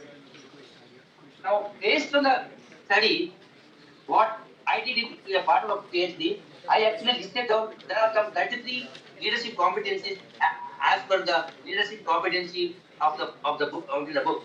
So what I did is I actually went through many of the successful venture capital funding, NASCOM, Indian Institute of Science, etc., and ask them to really look at what they look at the top three competencies needed when they are looking at startup, either want to fund or want to associate with them as a consultant or advisor, etc. Based on that, it came out that these 8 competencies which listed here are very, very essential for the successful. These 8 we are going to discuss during this next 5 minutes. Okay. First one is, this is not in the order. Order, whatever important order, my studies one presentation I have presented that will show in the end of this competition discussion. Vision and strategy. As a founder, you should have to a clear, compelling vision for startup. Compelling vision means is your purpose of the startup should be so compelling that you should really burn out everything to achieve that. You should not listen to anybody. You should be passionate about this. Then you should have a very long-term goal. Don't look at that. I will do some valuation and I'll sell it to some company or some, and I do some business plan and I get away also. Have a clear long-term plan which will help either in the employment or sustainability or help the society. Align the team with the vision and strategy. So every stage, make sure that you are aligning your entire team with your vision and what you are going to do. Don't keep for yourself. Then networking and relationship building. I have seen you, unless you have a good network and you build a relationship, you will not able to get any investor, partners, customers, anybody. And most of my venture capitalists whom I discuss, they look at it, apart from the idea, they look at whether the person who is actually founder and associate founder, how their network is strong. Are they associated, are they connected with the relevant stakeholder? Then definitely they get different brownie points. And your network can address advice, support, etc. You will be able to get it. They say in 6 calls, if your network is strong, you should be able to reach anybody in the world. So that kind of network, all of us should build. With just 6 calls, you should be able to reach anybody in the world. And enhancing startup visibility and reputation through your network, you can be able to do it. Because your network can speak, multiply from 500 to 25,000, 25 to 1 lakh. So network will help you to in terms of showing visibility as well as getting the customers. Then team building and management. So again, apart from what is that networking, when really you want to approach somebody, they will look at your team. I have been mentoring a couple of startups. Most of them come with a brilliant idea, but they are single man show, and they say, okay, sir, I'll hire somebody for marketing, somebody for this. Hiring will not work. They should be part of a team in the initial itself. I recommend at least 4 people should be there when you start anything on your own. Because one person can really good at ideas, second person can be operational things, third person can be marketing, and fourth person can help in enabling ideas, etc. So minimum 4, and if you are not able to get 4, at least 3 people should be there. And your again environment should be collaborative, and work environment you should really make very excitement, because most of the times when you really start, at least 18 to 24 months, you may not get a revenue to sustain itself, and most of the team members will be very low in their morale. You have to really create some environment where people will be always positive. You look forward to see things which others are not able to see. You show it to them the future. And second, I have seen many of the people who are finished to do many things on their own. They don't believe in delegating. They do on their own, and they step back and say, "Nobody's helping me." Please learn the habit of delegating without compromising on your really the process and other things. But and when you delegate, ensure that the person who takes the responsibility is accountable, and who is accountable for what, and that also do apart from our working with the team. Team is a good, but team along with the delegation can take you to the next level. Change management.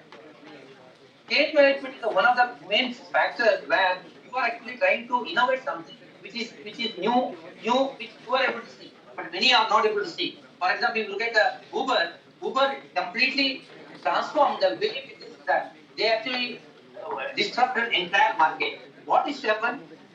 All of us should really go to the transport department, and maybe I should call some taxi transport system, and I used to order the taxi. But they may come to your home. So what they did? They actually reverse the way it is done. It is completely transformation. It is completely changed the way things have been done. So when you really do a change, also our ability to influence stakeholders.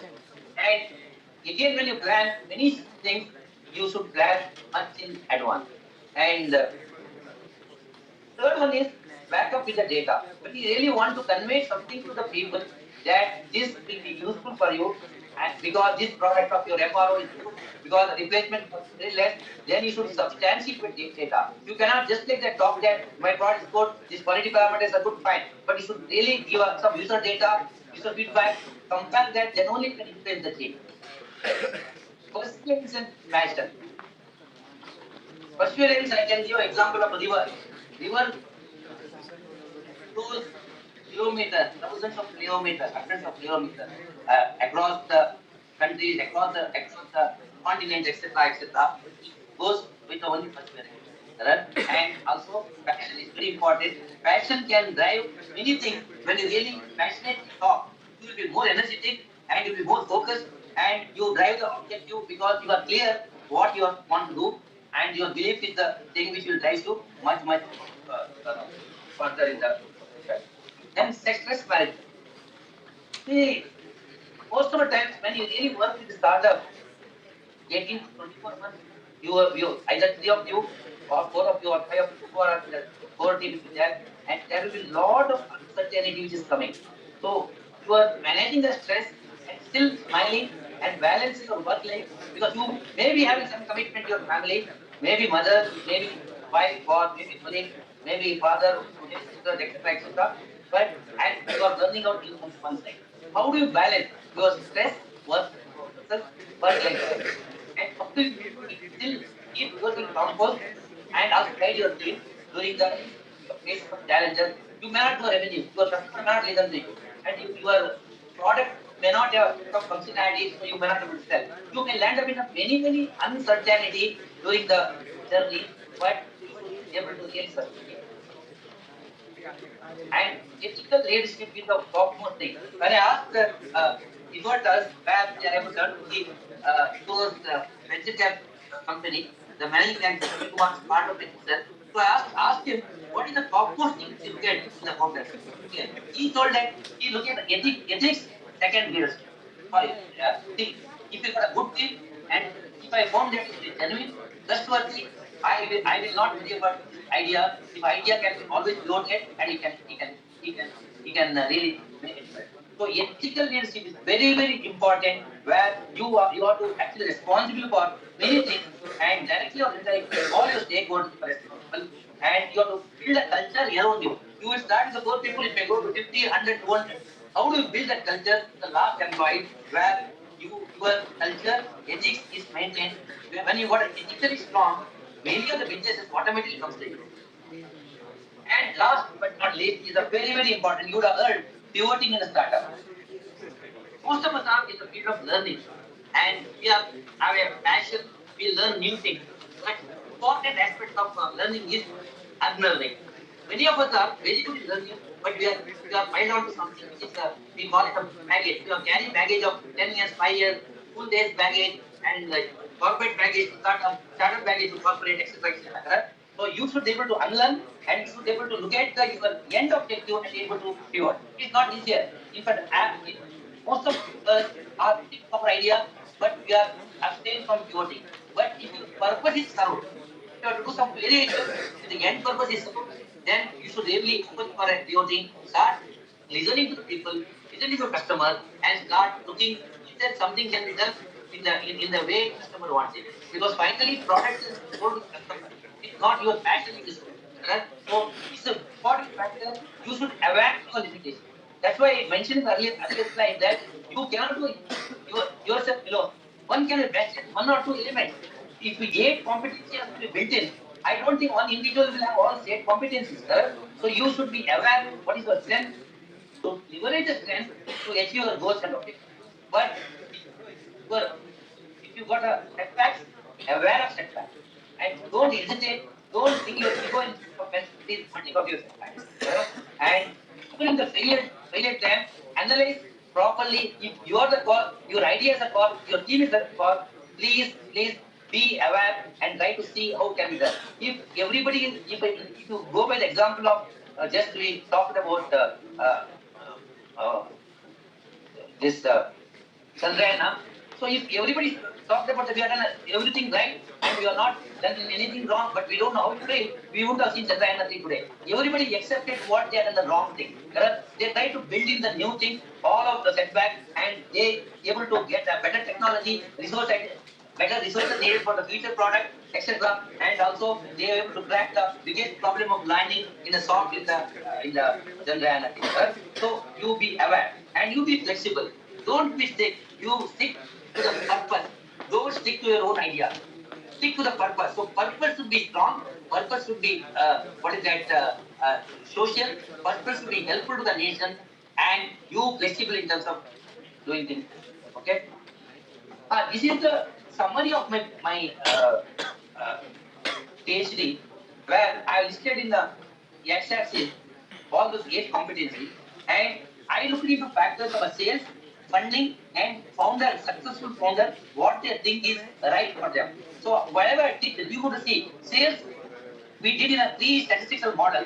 That's why star 1, star 2, star 3 are there. One thing on mean, one is median, one thing on factor analysis, etc. We did it. So if you look at all 4 places, ethics are coming.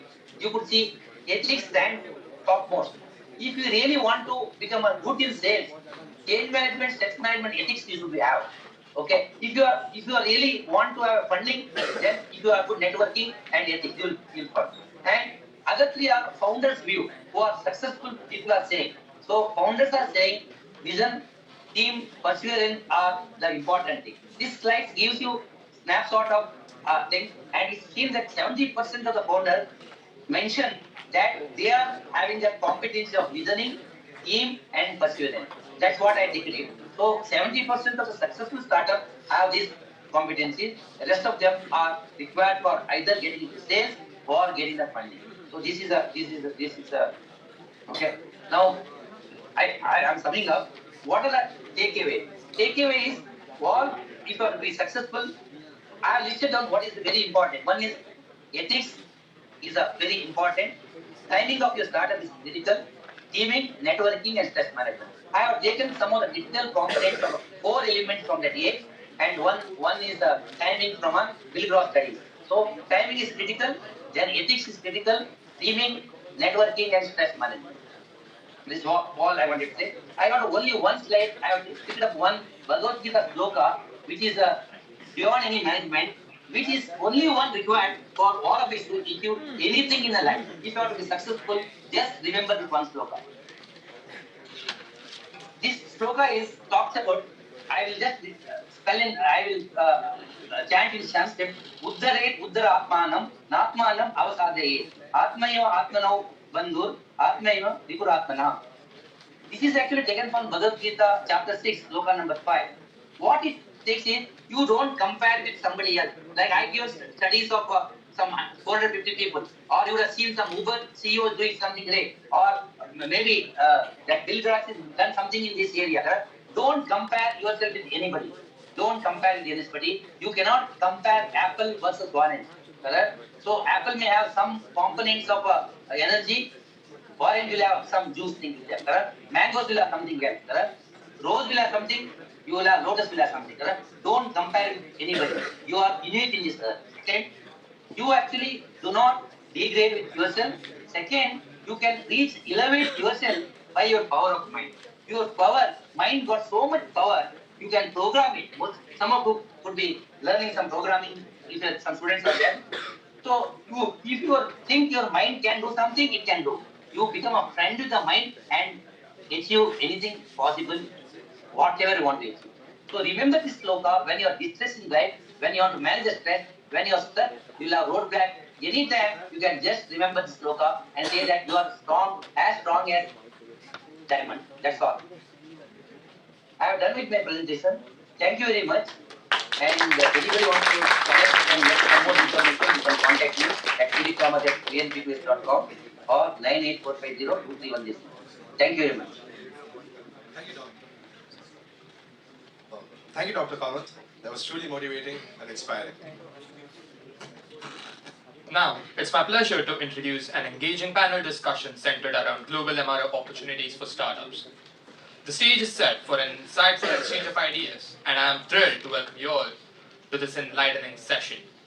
Guiding our discussion today, Lieutenant General Anil Kapoor, a visionary leader whose insights will undoubtedly steer our discourse in the right direction. With his guidance, we will delve deep into the realms of MRO as they intersect with the dynamic landscape of startup ventures.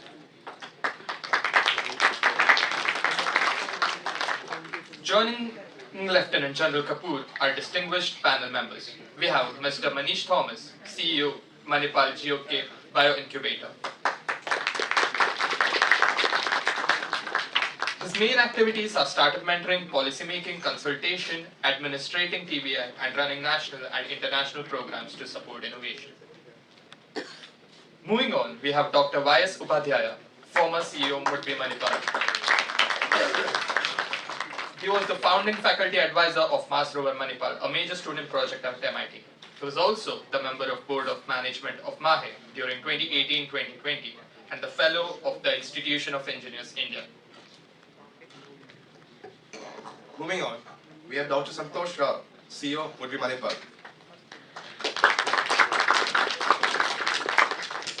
He has over 20 years of experience at MIT Manipal in the Department of Information and Communication Technology. He has 4 years of experience as the Assistant General Manager, Manipal University Technology Business Incubator, Mudbi. Dr. Rao is part of outreach, Nidhi EIR, Nidhi Prayas, and incubation programs at Mudbi. He has delivered several lectures on innovation and entrepreneurship to the faculty and students at several schools, degree, and engineering colleges. Last but not the least, we have Colonel Sarathi Sriraman, joining us by the means of the interwebs. He is an alumnus of Indian Military Academy, Dehradun, and commissioned into Electronics Mechanical Engineers, EME, in June 1995. Colonel Sarathi has had an opportunity to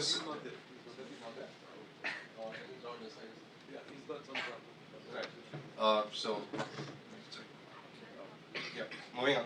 As the distinguished gentlemen engage in this panel discussion, let's prepare to be inspired by their insights, provoked by the perspectives, and motivated to explore new horizons.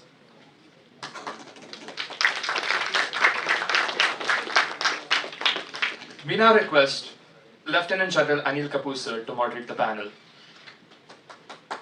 Okay, thank you very much. A very warm welcome and a good afternoon to fellow panelists. And I'm sure we will. Can you hear me? Yes, sir. Good. So I'm sure you'll feel free to ask questions, interject, speak your mind, and gain out of this session.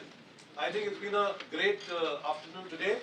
You had varying views from different speakers, and if you put everything together, what is emerging is that if you have to be an entrepreneur, the first thing starts here. The 9th space is your mind. So if you keep your mind open and fertile, that's the start point to a good entrepreneur. Because like they say, minds and parachutes work only when they are open.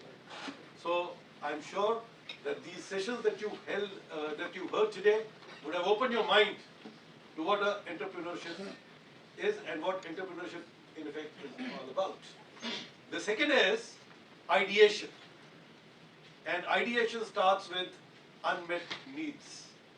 Unmet needs of customer. Everybody said that do not plant your solution if there is no problem. So identify the problem and get started. And the third perspective that you would have learnt is, we talked of a crazy mattress. So one way is, see what you have and start there. That means you see, okay, I've got 1, 2, 3, 4, 5, let me get started. The other is, look at what the customer need is, what is the timing for, what idea will sell now, where, when, and start there. So it is always good as an entrepreneur to start with the end in mind, and the end is the unmet need. Today, as a part of this panel discussion, I have fellow panelists. How we'll go about it is that First, we'll request each of the fellow panelists to give you an insight into their experience. Top 3 things that they'd like to tell you, and I'll request you all just tell them top 3 or 4 things that they should keep in mind. And then, from there, we'll dwell into the MRO as a focus, which is the focus of the day. So, as we get started on this panel discussion, I'll first request Dr. Thomas, if you can please give them top 3 things that one should know once you embark on a journey of entrepreneurial ventures. Right. Yeah. Good evening. It seems to be very sleepy, right? We need a active group. So, any entrepreneurial journey or any technology innovation need only 3 things. First one is pain, problem, or need. So wherever you are, which segment you are, which sector you are, which vertical you are working, you have to open your eyes and identify the problem, pain and need of your customer, of your clients, so that you can do innovation, invention and discoveries. Second one is, the world is highly competitive. Technology is rapidly moving or drastically changing every year. So if you have one invention or one innovation, it is having its own time.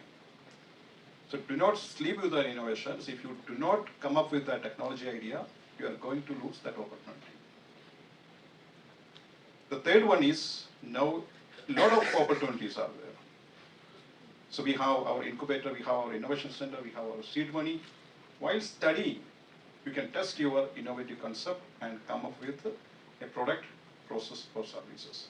Together, any offering as an entrepreneur, any offering as an innovator, so you are addressing somebody's problem, you are offering your business idea, like Swiggy, Zomato, Ola, Uber, or your technology idea, like vaccines or devices or weapons or new ballistics or any sort of products, or services you are come up with new formulations or new process which is easing the business.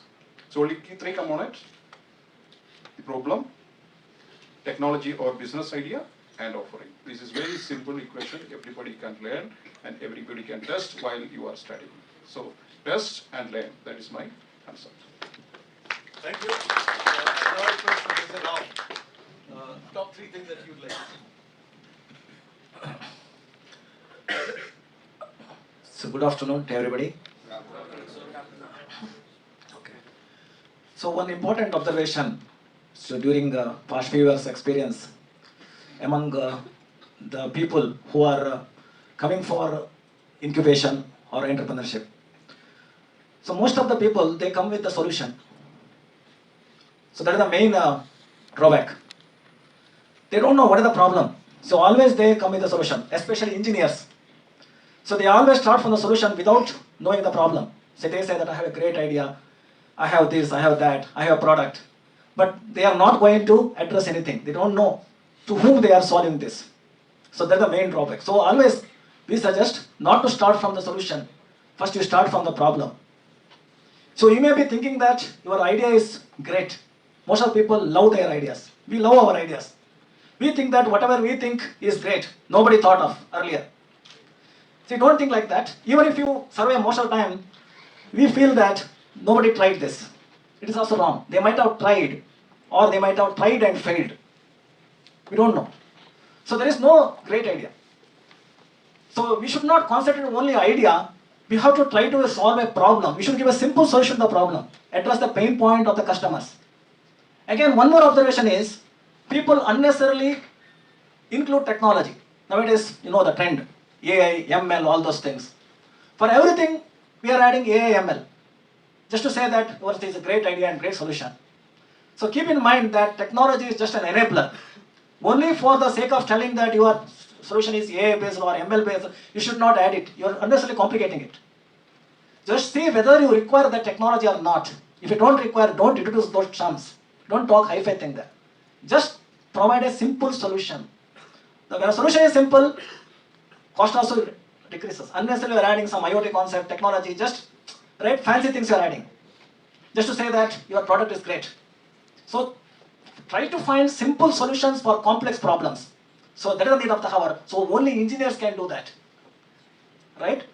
So again, so I think most of you know about innovation. So we also talked about innovation, and everywhere now we talk about innovation and entrepreneurship. So it's a buzzword nowadays. So whenever you think about innovation, it should be based on always future disruptive projections, not based on the old and current assumptions. That's very, very important. So when it is based on a future disruptive projection, it is actually based on the imagination. So it should be good in imagination. So when it is based on the current and past assumptions, in that case actually it is from your experience, you are providing the innovative solutions. Einstein said somewhere, innovation is more important compared to your knowledge. Somewhere Steve Jobs said, don't see what technology you have, what process you have, what product you have, what manpower you have. What you have to see is what is required by the customer. First you see from the customer perspective. So if you don't have anything, your technology or manpower or product, whatever process, whatever it is, then have all those things, whatever required, get all those whatever required, then start producing. So as Sir said, you have to start from the customer pain point. Don't think that, so most of them what do they think? I have only this much, I have this facility, that facility. With this facility, what I can do? That is our thinking. So with this facility, I can do only this much. That's what you are thinking. So don't think like that. What is required, you think first. If you don't have anything, get it and then start producing. In that case, you can provide a better solution. I hope that the message is conveyed. Is it 3 or more than 3? I don't remember. Good, great. Yeah. Thank you. I request you, Professor Pandya, to tell them your view. So good afternoon to everyone. So to begin with, I endorse the point mentioned by Lieutenant General Anil Kapoor, that it all starts in the mind. Everything is there in the mind. To justify this, one or two important aspects is the purpose. Why I want to do these things. Whether I want to take up entrepreneurship journey or something else. Why I want to do that. See, this is the one question one has to keep on asking and trying to find an answer to that. So for me, or based on experience of interacting with many, this is the most important one. And then already resource persons have highlighted, of course nothing special I am telling, but endorsing some of those points. One should have a very big dream. You must rise to that level of dreaming very big. Then it is possible. It's not beyond the limit of any individual. It is possible. You dream big, it is possible. Probably a third one. In line with all these things, can you build a team? Now, having a team is very, very then essential. Then okay, how many members you are going to have, depending upon the specific tasks. Then okay, but when you dream big, some of these things will come automatically because you need to execute that dream. Just to summarize, what is the purpose? What is your dream? And can you build a team? Thank you. Thank you very much. I think, so from an entrepreneurship big picture, let's get to MRO now. Let me start with 3 stories. The first story I'll tell you is of a radar called Super Flatter Mouse. Now this is a radar of 1940s technology which the Indian Army had. And Swedish radar, they went much beyond it. And in 1980s, when we were using this radar, we observed that there were a large number of problems that we were finding in maintenance of this radar. And therefore, some of the guys who were subject matter experts, they realized that, you know, most of these components were valves. Have you all seen electronic valves? So from valves, in 80s, where did we go? After valve, what was the next technology? Some electronic guys? Okay, from valves, we went to ICs, integrated circuits.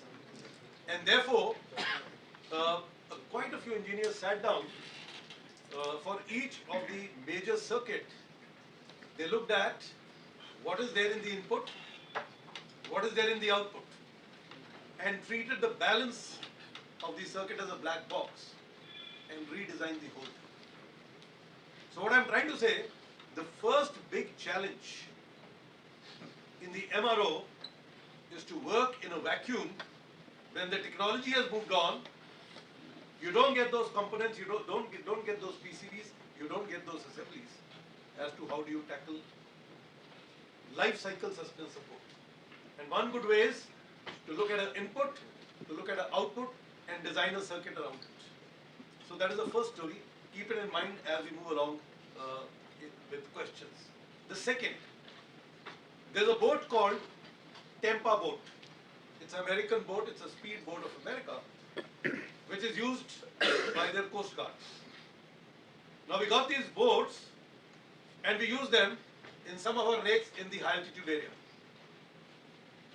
So when the team went to America, they said, please take extra engines, please take extra inlet valves. These are going to give you problems as a spare list.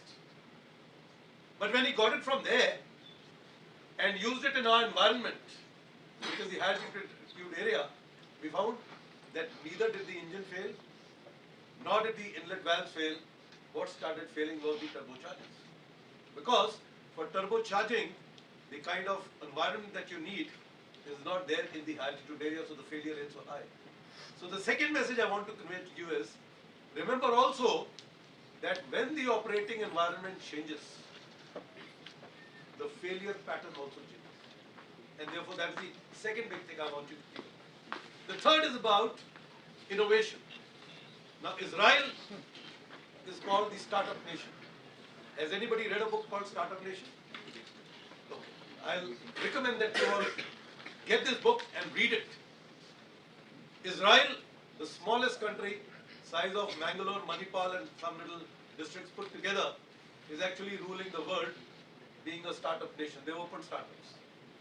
And these guys have now come into India and opened a mega MRO hub in Bhiwadi. And the complete Asia Pacific repair of unmanned autonomous systems, including its manufacture, is going to be done in this hub. So small nation with a great idea, great innovativeness, with a startup entrepreneurial culture, has created a mega hub in India. Our own Tatas has taken cue from it, and they're planning to open one in the aviation sector in Vadodara. So with these three, let me start with the panel discussion on one very important issue. There are 7 key pillars of sustainment. Let me elucidate. The first pillar is human resource. Now we as a nation today are the only nation in the world, other than the fact that we have the highest population, which is 1.42 billion, 142 crores. We have 700 million, 50% are the youth between 15 to 25 years. That luxury is already only in India today. And therefore the employable HR is the highest. And one of the key drivers of the MRO system is the human resource. So for a moment, I will request the panelists to dwell on how do we employ this youth and train them to be MRO compliant. What do you feel are the various skills that they can acquire, and how do we focus these skills towards MRO? I'll request any of the panelists to start, and then we'll go around this. Right, yeah. So it's a very, very complicated and good question. So, if you look into any sector, not only MRO, any sector, the sector is growing. The demand versus supply, especially in human resources, is very, very drastically decreasing. And if you look into current MRO scenario, the number of persons or companies engaged and the number of manpower which is inside is very low. And the demand is day by day increasing, and within 10 or 15 years, it may be twice the size of the existing market. So what are the key qualities which are required to feed into the system? Now, if you look into the last 10-year system technology, as I mentioned earlier, the technology is drastically evolving. First one is we need the persons who can look into the problems of that particular sector with the key skills including the material science, key skills including the data analytics, the key skills including the troubleshooting or problem solving, the key skills including the programming or creating new algorithm for the data management, data security, data privacy, because all these are the highly complicated sectors, and majority of them are owned by or various big companies or OEMs, we used to say. And to crack their equivalent level, what we need is to have a high energy or high knowledge based human resource we need to establish that. So to establish such a wide group of manpower, what we require is we need to align our curricula as per the skill set required for this particular sector. Okay, so there's one question. Yeah. Ask your question.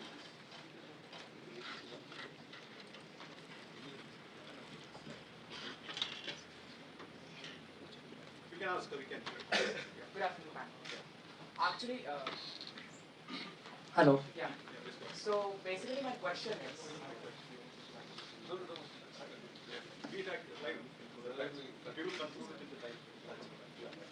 My question is like in a slide I have seen like it was just predicting the data for 2023 to 2030.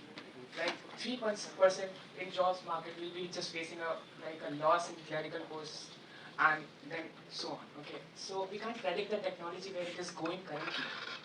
Like right now we have YouTube for everything. We have a hype. Like technology is nothing, it's just a hype. It does create a hype. Okay, I was just going through a Gartner hype cycle. I just read it. It was just showing that graph till 2023. We'll be having BYOI. That means being your own identity. And I don't know, like seriously, this way every individual has its own identity power. Like we don't believe anything individually. We believe in the internet. So my question is like how can we just predict the technology? It's like right now we are sitting in this board chamber. We don't know, like we are just discussing about things, but we can't predict the next. Even I have a branch of artificial intelligence and machine learning in Manipal campus itself. But my question is like how can we just predict and how human resource can get it done? Okay, sit down. Now, what I want to tell you is that today, what Professor Thomas also mentioned, or Dr. Thomas also mentioned, skill is the new collar. See, when you finish your engineering, if you thought engineering education is over, you are entirely wrong. Because the way technology is changing today, you have to keep abreast with the latest in your field. Let me take an example to illustrate this point. 3D printing is something that is part of mechanical engineering job today. Outside, in the real world, if you don't get any component, if you don't get anything, even if you want to create a prototype, 3D printing is a very good example. But very soon, you will find that even 3D printing is getting outdated. You're getting wire arc additive manufacturing with huge surface finish that is coming up beyond 3D printing. Now today, in the aviation industry, I'll tell you, what they are saying is 3D printing is not enough. We need a very good surface finish. And they say that surface finish is available only in VAM. And there's huge amount of research happening on how do you improve surface finish in 3D printing. So therefore, your question is pertinent. But the answer lies in identifying an area where you want to specialize. It's like there was a time when we said, oh, he's a cardiologist. Today, life starts with the basic of a cardiologist. He could well be a mitral valve expert. So there are so many valves, and you got pencil beam specialists for each of these. There's a specialist in open heart surgery, and in open heart also there are 4 kinds of specializations. So what I'm saying is, the new collar that you're going to put on as an entrepreneur is skill. And therefore, you'll have to look at life changing at a very rapid pace and staying abreast with it. You mentioned AI/ML yourself. As of now, we are still on the takeoff stage. But ChatGPT came, then came ChatGPT 4.0, and then came all the problems with ChatGPT, and you have a new challenge emerging in AI/ML. Now today they call it generative AI. So really speaking, remember that when you look at yourselves into the future, 2-3 things you have to keep in mind. One, look at yourself as a broad-based engineer. Acquire as much skill as you can. And let me qualify one more example for you for this. Now, have you all heard, since most of you guys sitting here are mechanical engineering, have you heard of torsion vibration? Just let me have a show of hands. So I know you know this term, torsion vibration. One. Okay, two. Right. Okay, so when you look at torsion vibration or any vibration that is happening, has to be recorded. And normally these vibrations happen in systems that rotate and systems that revolve. So there's a sensor called torsion vibration sensor. Now if you were to integrate this torsion vibration sensor on a flywheel with 100 teeth, and each teeth gives you, say, it's a differential equation. I'm just getting a little bit into mathematics because you're a technical crowd here. So a differential equation of 12 degrees of freedom gives you 12 pieces of data. That means every teeth that crosses the sensor would the sensor pick up 12 pieces of data, 12 harmonics. If it is a 100 teeth flywheel, in one revolution you pick up 1200 pieces of data. If it is 1000 RPM, you get 12 lakh pieces of data per minute. Now this is the kind of analytics you have to be used to. That means if the machine runs for an hour, now you can see how much data you're getting out of it. And you're looking at 12 harmonics. Each harmonic gives you the state of the piston, the state of piston rings, state of flywheel, state of bearings, state of camshaft, state of crankshaft, state of shims, state of so every part is being actually visually examined through this data just by one sensor called torsion vibration sensor. So if you are an entrepreneur, you will have to have a multifaceted team. One who's a torsion vibration expert, one who's an integration expert, one who's a data expert, and one who's an expert in BI and AI analytics, and one who can create a dashboard. So really speaking, it is the times of engineers and technologists. As much you can gain, as much you would add value to your entrepreneurial network. So talking of HR alone, would you like to add anything on this? Okay, so talking of HR alone, remember that you have to develop practical pragmatic skills. The theory that you read has to be converted into a meaningful practice. Okay. So we will stop the one vertical of HR here, and therefore 700 million in this country is a huge opportunity. If we said even 20% were engineers, it is a huge number. And all of you sitting here, if you're putting on the cap of a startup, please remember that identify a niche area and work collaboratively. Because we've not got into the business models, which is a management issue, and so many other issues which go in designing and defining a startup. You need a chartered accountant, so many things we will not talk about. But all I'm trying to say is that from a human resource perspective, it is not that the jobs are going to go out. I'm sorry, it is not. Jobs are going to remain, but for those who keep themselves abreast with the latest in their field. And that is going to be the next challenge of human resource in the future. Okay? Now with this, we'll get to the second vertical. We have a question raised through Teams. Is it on HR?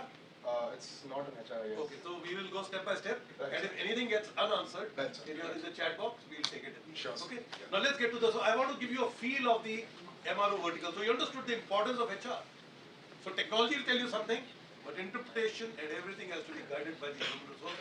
to design and devise an autonomous module. Right.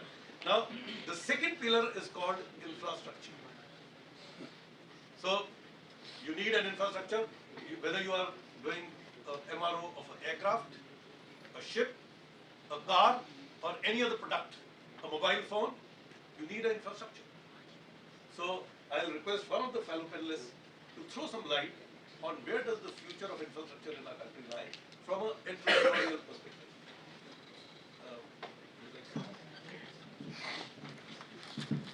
So, all these are interconnected. Once a technology is advanced, for example, any aircraft or any war machine or any ship or any heavy machine, the downtime is always having a heavy value. So, when we are taking our simple machine or simple scooter or a simple car or simple things into a garage, if you think 10 years back, they have a couple of spanners, they have a couple of manual machineries to rectify its problem. So when we are in an advanced era with advanced machines, the infrastructure plays a very important role.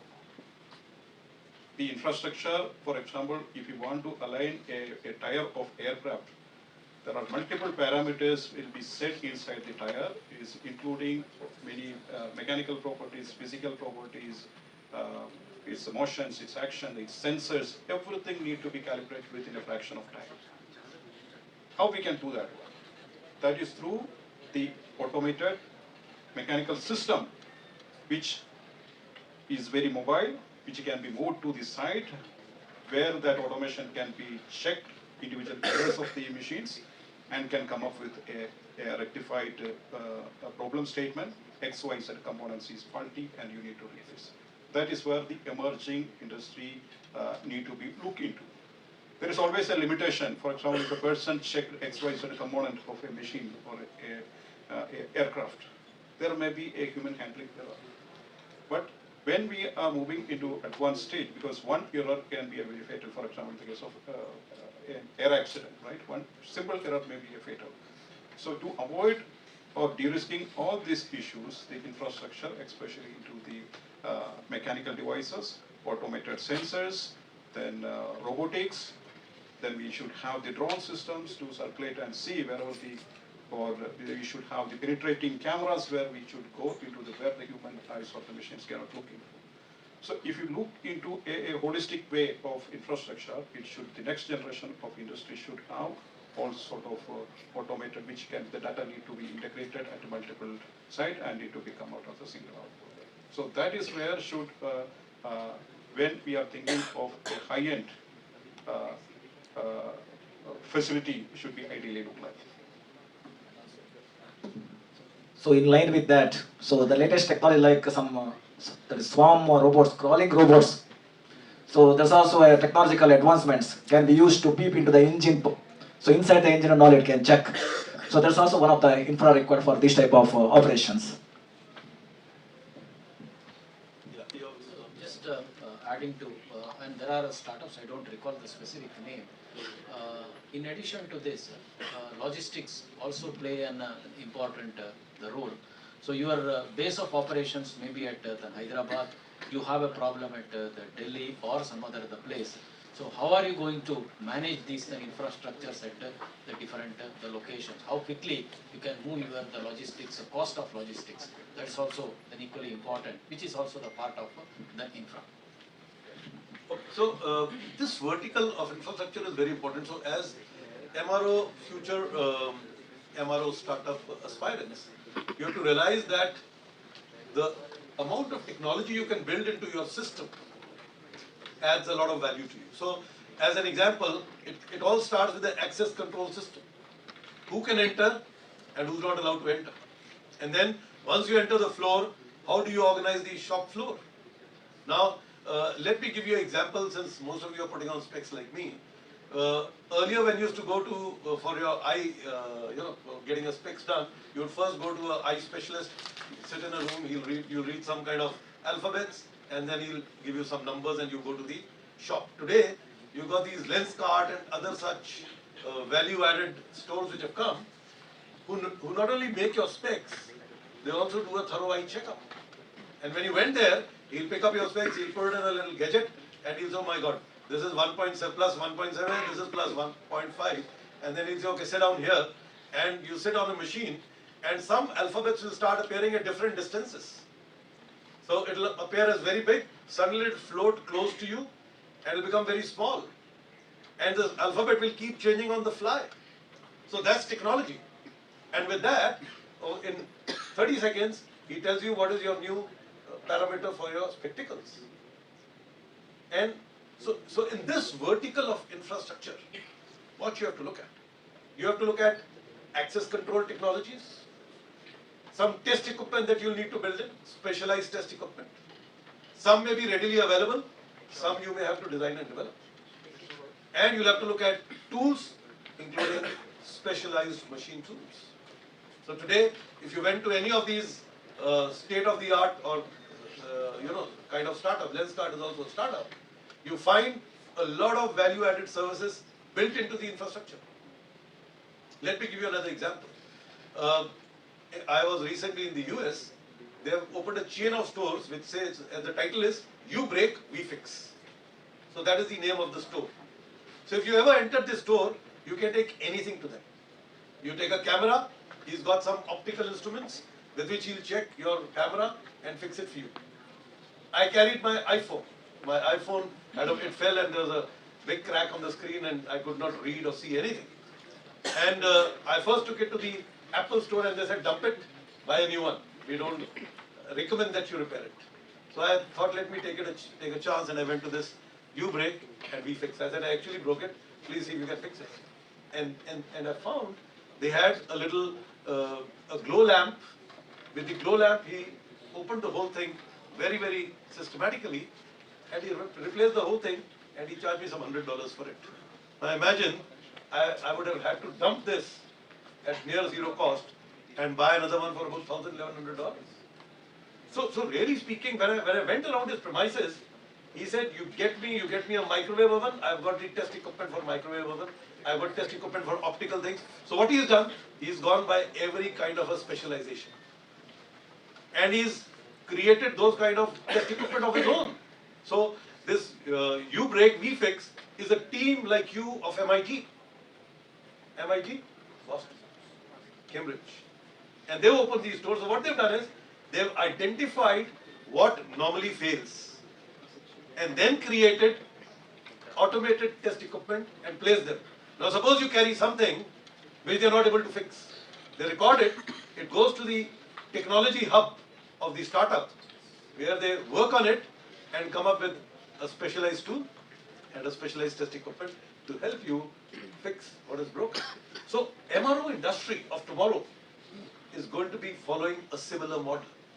Whether it is aviation, whether it is marine, whether it is underwater, whether it is land.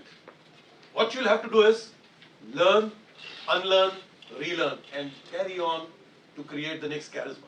And I just give you one example of You Break, We Fix. So give it a thought when you talk of MRO on these lines as to how do you create the next charisma. Now let's look at the third vertical. Okay, I've killed two more verticals in this. So I talked of infrastructure as a vertical. So really speaking, the infrastructure today has to be flexible. So here's a table. This is my work table. And there's a store where stuff is lying. If you get me a camera, I'll get test equipment A. If you give me a mobile phone, this will be test equipment B. So on that table comes the test equipment and tools which are required for that kind of a work. So there are trolleys. They just move that trolley, get it here, fix it. So the work table is flexi. So the infrastructure is a flexi infrastructure. And so that's the second vertical we talked of. The third is tools and specialized machine tools. The fourth vertical is test equipment and specialized test equipment. Right. Let's get to the fifth. The fifth is your manuals, technical manuals, right? And I'll cover this, if it's okay, with this You Break and We Fix. So these guys have got now something which is called Illustrated Electronic Technical Manuals, IETMs. So everything is there on the mobile. Everything is there on the laptop. So you get a Canon He opens this Canon thing and he's got a catalog of everything that can fail.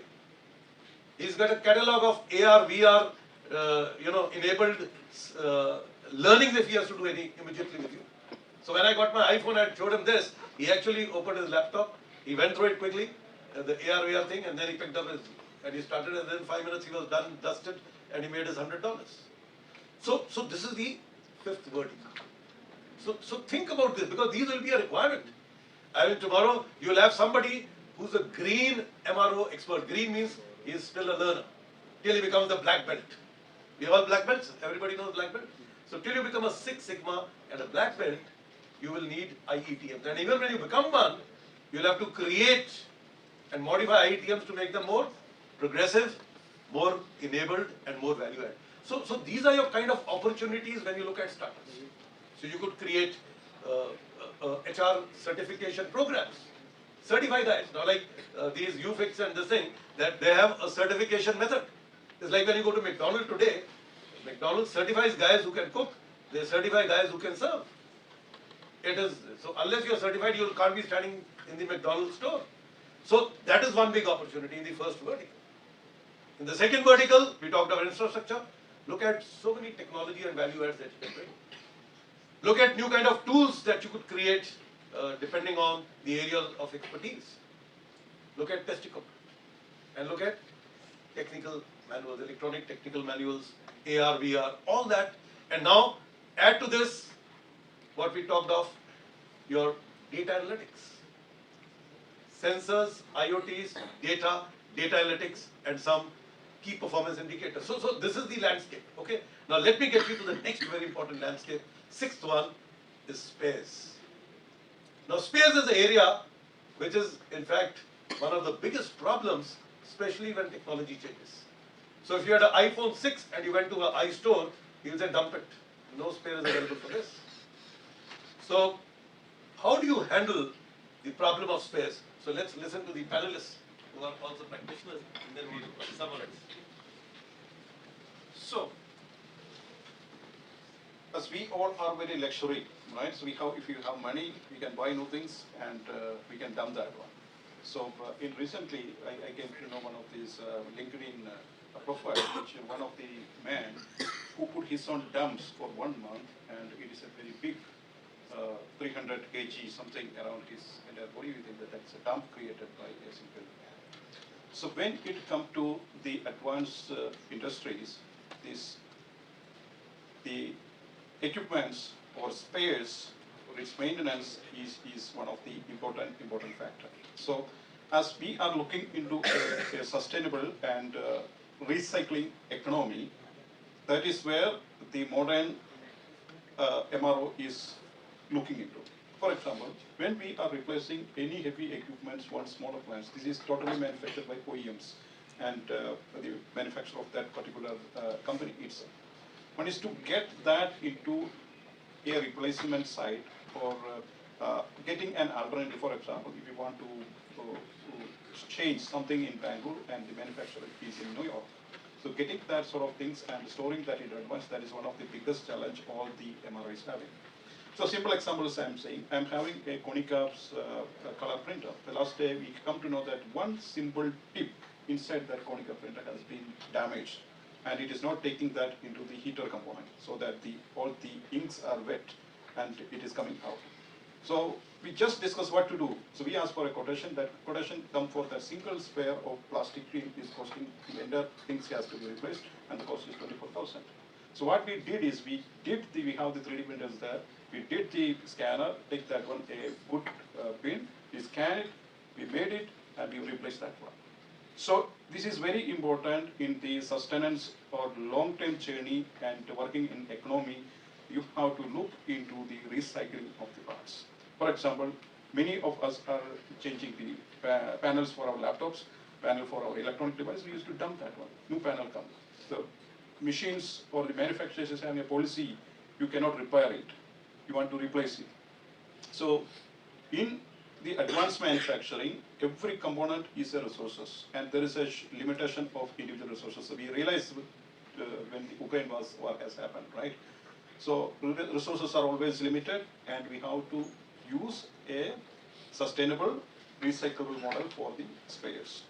Second option is many materials we need to look into alternative. For example, if some of these components are very costly, like carbon fiber, which is not available in your country, you have to look into the material properties which is having equivalent opportunity, which can be replaced with the exact spare.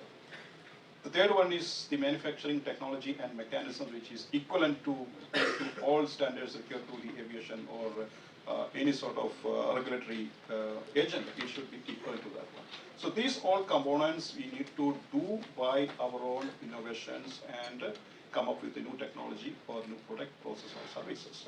This is where a success of the upcoming innovators in the MRO sector is going to happen.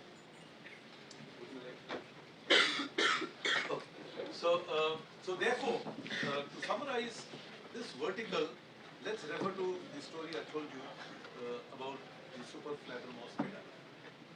Sometimes you may just know the input and the output, and therefore you have to unravel the black box to create a new product which can take the input and deliver the output and has the form and fit identical to where it has to go. So that is one challenge when you look at space. And we are looking at time and space will not be available. And he gave a couple of examples of 3D printing. So that's a great technology. We talked of VAM, additive manufacturing. A big technology which is developing is reclamation technology. But today, you see, especially in ground-based systems, you have a gearbox problem. A gearbox costs you anything from 1 lakh to 2 lakh rupees. And maybe a couple of gears would need to be reclaimed. So a good way of doing it is open the gearbox, reclaim the gears which are creating the problem, and something that would have cost you 1 lakh, you actually reclaim the whole gearbox at about 2,000 to 3,000 rupees. So that is the kind of technology which is coming. Today there are a lot of nanomaterials which have come up. So in the times to come, space is going to be a very big vertical, and a lot of startups have to think about technologies to reclaim space, to recycle space. Now, when I was coming to Manipal this time from Delhi, a gentleman was sitting next to me, and we got talking, and he says, I do e-waste management. मैंने एक अपनी startup खोला हुआ है e-waste. So what do you do? So what he does is, he buys the all your electronics. You can give him a mobile, anything that you want to give which is a waste for you, he picks up at a very cheap rate. And what he's done is he's got in touch with Canon, he's got in touch with Hewlett-Packard, large number of companies, and he's just a startup. And he says he refurbishes through cannibalization and reclamation. So he's creating new printers. What he does is he 3D prints the surface and puts a label, whatever label he puts, that is a startup label. Similarly, he's refurbishing mobile phones, he's refurbishing laptops, he's refurbishing desktops, and refurbishing UPSs, and he's created a sprawling market for e-waste, something that he started about 5 years back. So when we look at MRO from the perspective of space, let's look at reclamation technologies, let's look at recycling, let's look at innovation in changing the systems of the product by studying the inputs and outputs. So these are some potential opportunities for startups when you look at it from a space perspective. So with this we kill the 6th vertical. Now the 7th is actually technology and data. And what I request is we'll start with biotechnology. You're there. So we start with biotechnology. So I said let's look at the 7th vertical on technology and data as to how do we harness from an MRO perspective the value of technology and data. Right. So, so maybe biotech is one example. Yeah, biotech is one example. So I will start with a simple example of developing a 3D printed artificial skin or 3D printed artificial organs. Now, in biotechnology, you might be before using any of the drugs, it is going to the animals to study that one, the efficacy and the outcome of this toxicity of that particular drug. So a lot of animals we have already sacrificed for this purpose. Now there is a modern concept of the technology is emerged, it is called an organ on a chip or a lab on a chip, where the individual organoids of the cells is taken into a acrylic or a glass chip, where a human body or the animal body is replicating. Right? So if we do the experiment in the entire animal system, the same data can be regenerated with a single glass slide, which is having the organoid. Organoids means a group of cells from individual, for example, liver cells or kidney cells, then heart cells, muscle cells, like that different cells we are making organoids and we are testing that. So here, when we are looking into a system, in animals, the data is coming out with these different vitals, different signs. But the same data with advancement in the technology, we have to capture in a different methodology. A glass slide cannot express a pain. The glass slides cannot reflect a immunoreaction. Glass slide cannot take an allergic reaction.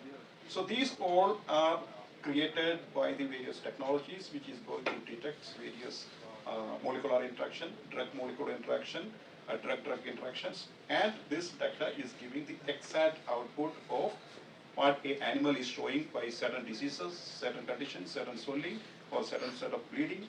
So the same data we can analyze with the advancement of the technology. So here, when a technology is advancing, a natural system can be replaced in a much more faster way and very realistic way. We can come up with a data outcome. So the analysis of the data outcome is very huge as compared to there. If you are just detecting a pain, many of the times it may not be a measurable parameter. But in the advancement of the technology, we can add and quantify individual parameters and its outcome. That is the advantage of technology advancement and the advanced data generations by technology. So I think with regard to this MRO, we can use what is known as predictive maintenance concept. So you have a lot of data generated by so many sensors on board these devices. So using this data, that is the big data, then all those your methodologies, data analytics, all those things. So you can do what is known as predictive maintenance. You can foresee anything is going to happen in the future or not. So that is going to help you to maintain the system. Okay. The only thing in terms of specific the product, we can also look at the mechanical one, maybe from the machine tool. And in case of machine tool, one of the biggest challenge is not able to get the required accuracy over a period of time. It is due to continuous the wear and tear.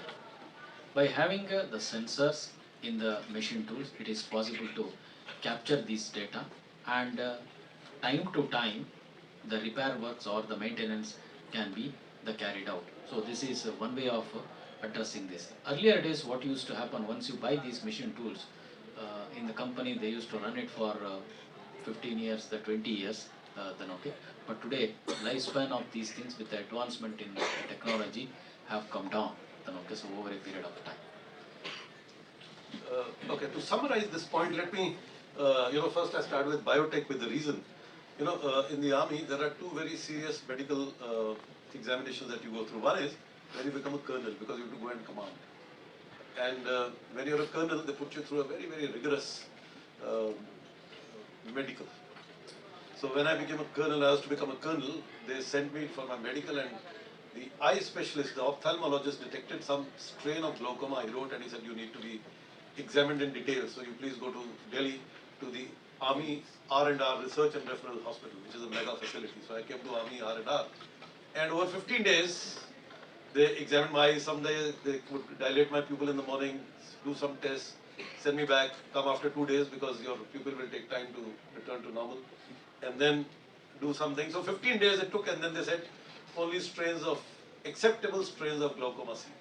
So that was the research over 15 days, and I was cleared. The second one is when you become a general. So when I became a lieutenant general, again I went through this. And again, as quirk of fate, they said, you please go for a glaucoma test. So this time again I went to Army Research and Referral Hospital. But this time, they put me into a room where there were 3 machines. And 5 minutes on machine 1, 5 minutes on machine 2, and 5 minutes on machine 3. And I was to just put my eyes and see some scenes going on. And they had given me a pressure switch. Every machine has its own kind of a mechanism to, and some little education for me to do and type something when I saw, if I saw a target I would see, if I saw a white spot I would need to press somewhere, so things like that they told me. And after 15 minutes, there's a team of doctors who are actually watching the whole thing on a screen the way some of you all are watching online. And the moment I came out of the room, he says, sir, go, it's all okay. Only strays of glaucoma, which is within acceptable. So 15 days of exercise came down to 15 minutes because of technology and data analytics. So that is the power of technology and data analytics.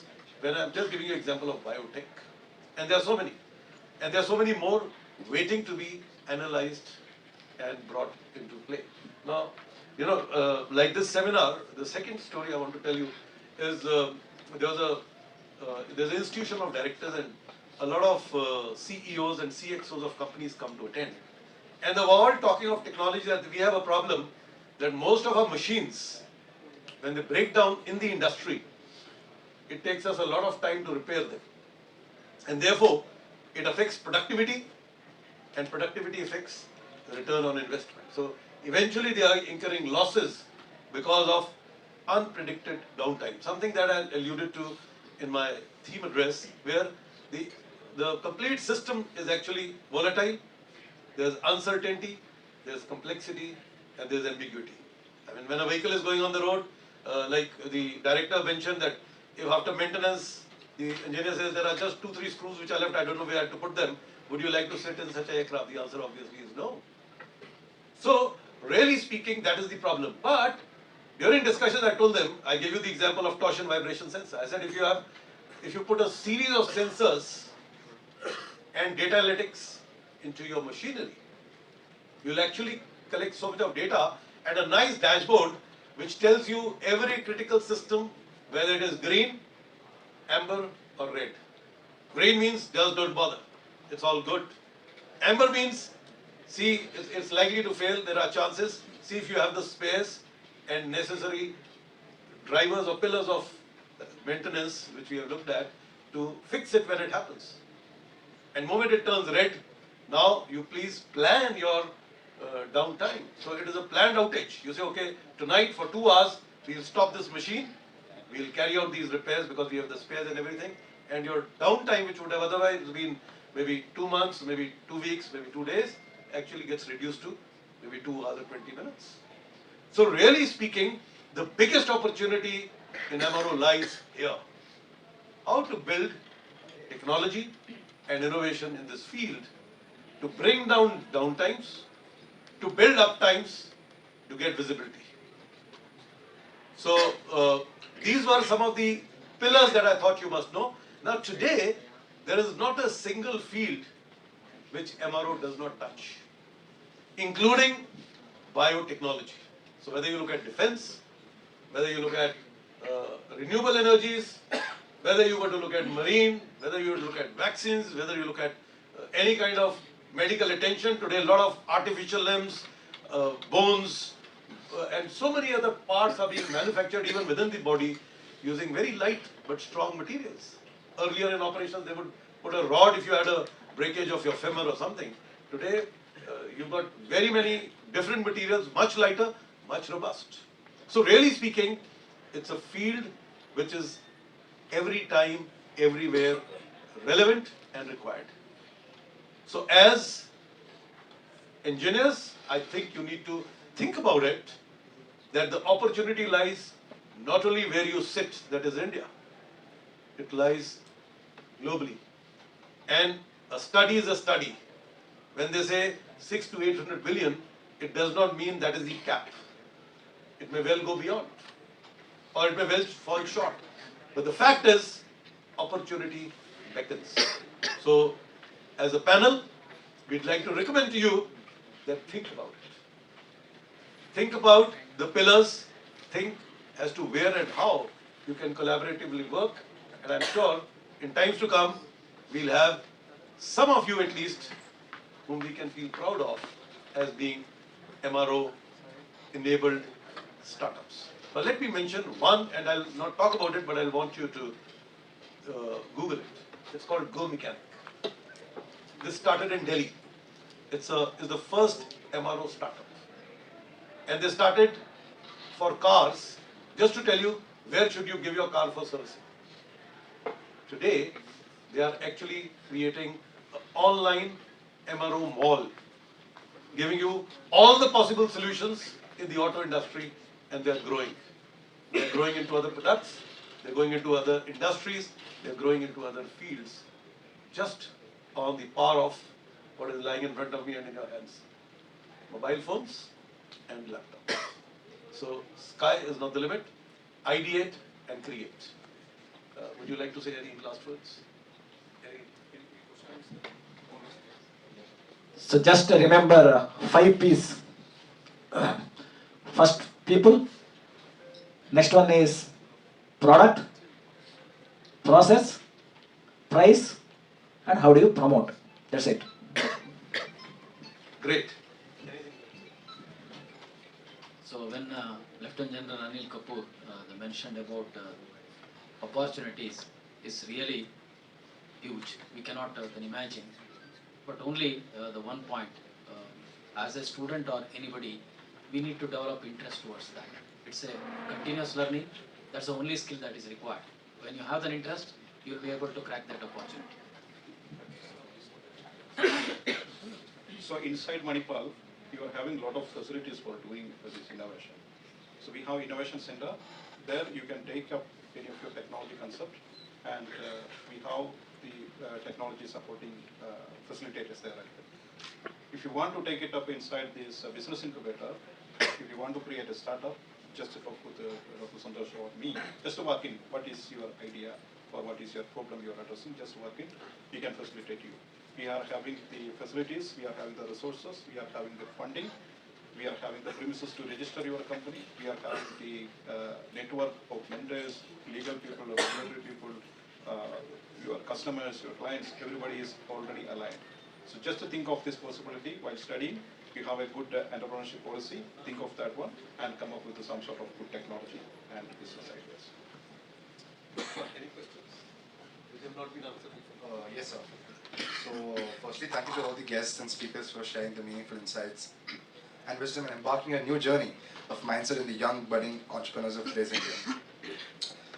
Ladies and gentlemen, after such an extravagant plethora of knowledge and traversing through the vast spectrum, the thoughts and questions should not go unanswered.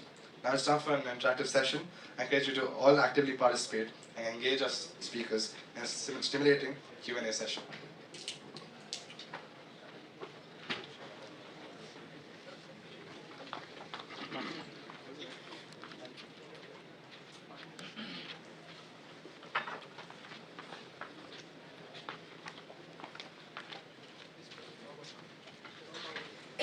So my question is that the needs of this world is constantly changing.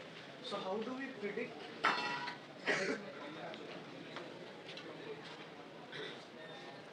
So my question is that how do we predict that what are the problem statements that the world will face in the near future? That's a good question. Firstly, know yourself and what do you want to do. If you want to get into aviation industry as an example, then get to the aviation industry people who tell you what their unmet needs are. Everybody has a bouquet of problem statements. As an example, if you just Googled it, there's something called IDEX or DISC. IDEX is a platform created by the Indian Defence to list out problems that they face which are unsolved for which they are looking at solutions. So, really speaking, a lot of information exists on what the problems are. Air India has put in a lot of problems. Indigo has put in a lot of problems. So, marine industry has put in a lot of problems. Indian Navy has put in a lot. So, today there is a huge bouquet of problems that are available. And if you really want to get into it, identify the field which would interest you and you'll find a lot. And then, having gotten there, you can then get to know the people who are owners of that problem and integrate with them to give them a lasting solution. And sometimes when you create these solutions, they can actually be customized for a lot of other applications. Right? I gave you the example of Go Mechanics. So really speaking, where should it start? It should start with identification of problems. So if you're a mechanical engineer looking at 3D printing or additive manufacturing, look at what is the problem set which needs additive manufacturing. And when you get there, they say L&T has these problems. It's a good idea to call up L&T and speak to the person who owns that problem and understand the problem and solve it. So really speaking, there is an ocean of problems as much as there is opportunities of solutions. So it's you who have to identify the right problem and come up with the optimal solution. Yeah. 1 minute. I would like to put this in a different way. See, this kind of question is going to be there today, after 5 years, after 10 years. What is most important is, or the challenge is, can you build a team, say 3-4 people, then okay, such that you have a complementary skill, you will be able to address this at any given point of time. If you focus on, I am going to solve this problem today, by the time you reach there, something else has happened. You never know what has happened. So that is why you need to have a very good team with the mentor. You will be able to tackle any problem at any given point of the time, but that's a challenge. How are you going to build that? So identification of the problem is one of the very important aspects. How we can say it is a problem, right? So many of the times many of the innovators think that this is a problem, this is a real, right? So if we see there is somebody need a solution for a particular condition, the need or there is a unmet need is in that particular system, we can say there is a problem. Okay, the degree of problem may vary from your observation onwards. For example, if you look at diseases, cancer is there, and there are some solutions out there. Whether the existing solution is 100% solving that unmet need. If they solve, there is no problem. If it is not solving, yes, there is a problem. That is how you have to look into, fraction that problem into sub-problems and see still there is unmet need is there, which is giving a very critical or 100% outcome. Then you can say there is a problem. Right? Again, selecting of the problem is also very important. So many times we can see a gap. For example, past people or something happened in the past. Nobody is looking into that may be a problem. But you have to focus only on today's and tomorrow's. If you are into entrepreneurship, if somebody wants your technology or somebody wants your idea, you should meet today's or tomorrow's problem. If you focus on past problems or there is a gap in some sort of literature, unmet needs in the literature, if you started working, nobody is going to buy your technology or buy your concept. So problem should be live, problem should be unmet, and there is somebody need a solution. If 3 conditions is meeting, then you can say that is a problem.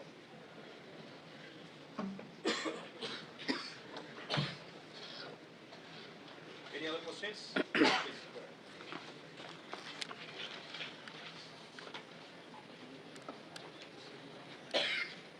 Sir, my concern about the future with all this development and technology is that, with an example, we have commercial airlines in the aviation industry. They are ordering a lot of aircrafts. They want to attract people. They want more passengers. So they want to make a lot of money.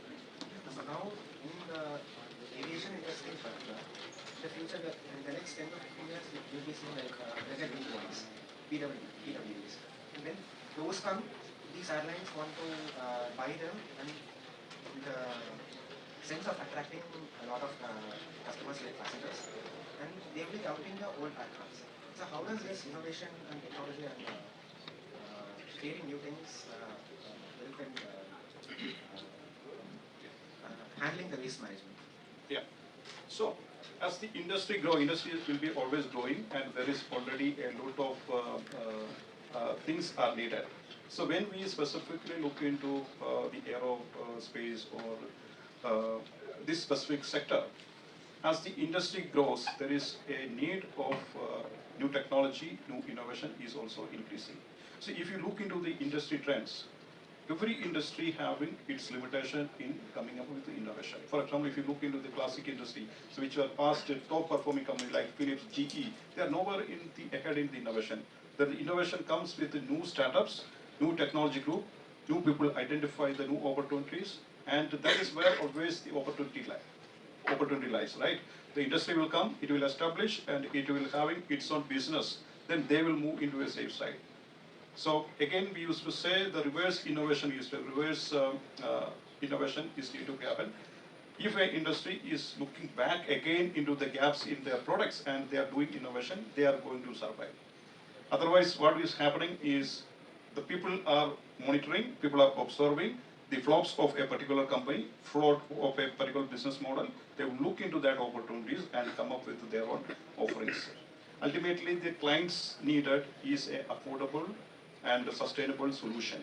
If it is offered by my company or service company or anybody else's company, we are happy to onboard. It should be very affordable and sustainable. That is what we are doing. That is where every innovation is having an opportunity.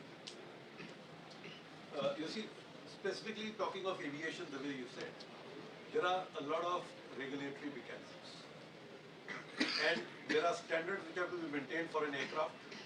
You know, like even your car, there are pollution standards. Nowadays you have a pollution check that you carry.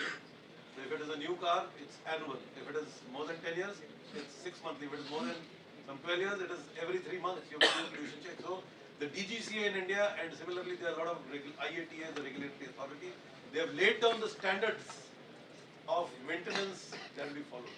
We talked of IETM, they are inspection standards. So the aircrafts are subjected to those standards. Now, if you want to add some innovation, it has to be, there are bodies which are regulatory bodies which actually examine the airworthiness of your solution, especially when it is an aviation system. So really speaking, it's a huge industry with a huge regulatory mechanism. And why did Deccan Airlines fail and why did Kingfisher fail and why did everybody fail? It is because the maintenance cost with time goes so astronomically high because they've not built in technology. In a just-in-case kind of a maintenance model, you carry, you do a lot of preventive maintenance. And with the result, you carry a lot of spares, and that's what kills you in business. And when we talked of technology and data, we had Professor Rao talk of predictive and prescriptive maintenance. The whole world is going from a periodic preventive maintenance to a predictive prescriptive maintenance, which can be just in time. So really speaking, is not a challenge any longer. It is something that is being done with good effect. People are working in it and it has a good effect. Okay. Any more? Do we have any question on the chat board? Oh, Uh, Thank you, ladies and gentlemen.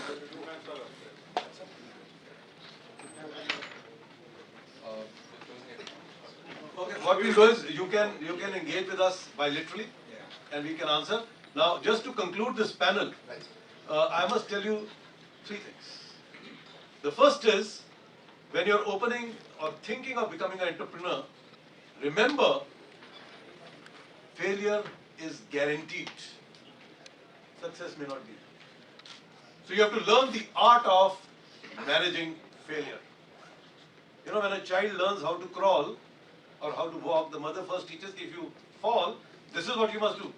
Don't cry, get up and start walking again. You'll again fall. You know, you go and catch hold of something, and that's how it is. So remember, as young engineers and as potential startups, failure is a guarantee. Learn how you will manage it. The second thing I want to tell you is, technology and innovation is the mainstay of life in every industry, every field. It is changing the whole landscape of and quality of life. So master this and continue to master it all your life. Whatever you are learning today, you may have to unlearn some and relearn some.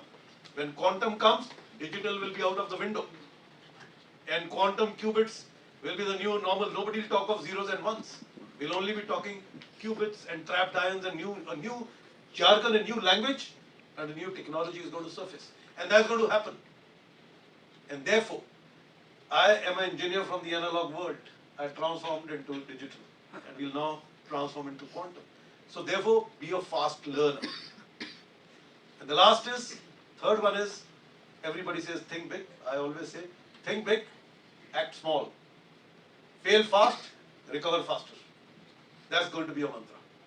And while I say this, to manage failure, created a mantra. He talked of 5 P's, I talk of poise. P is purpose with passion. O is ownership with optimism. Whatever you and the speakers have said, if you decide on something, own it. If you fail, don't worry. Be optimistic. Carry on. I is innovation through initiative. Take a lot of initiative. There's a world of those who can seize the initiative innovatively. S is skills and synergy. I told you, skill is the new collar. And he said you need to have a team. That's synergy. And E is empathy, effectiveness, efficiency. You asked, how do you find a problem? Empathize with the industry. There is a lot of problems. If you go to any industry today, you just visit any industry in Manipal only, you will find any industry will give 30 to 40 problems that they need to address. And that's the empathy session that you can do. And always focus on how to create effectiveness and efficiency. So if you look at this big mantra of poise, I think you are a potential unicorn. With this, thank you very much, and thank you the fellow panelists. God bless you. Thank you very much. Back to you. Thank you, panelists. Ladies and gentlemen, as we draw this remarkable event to a close, I would like to take a moment to express our sincere gratitude to every individual whose dedication and hard work has been instrumental in making this gathering a resounding success. As we prepare to bid farewell to this enlightening and inspiring event, I would like to call upon Dr. Nitish to deliver the vote of thanks.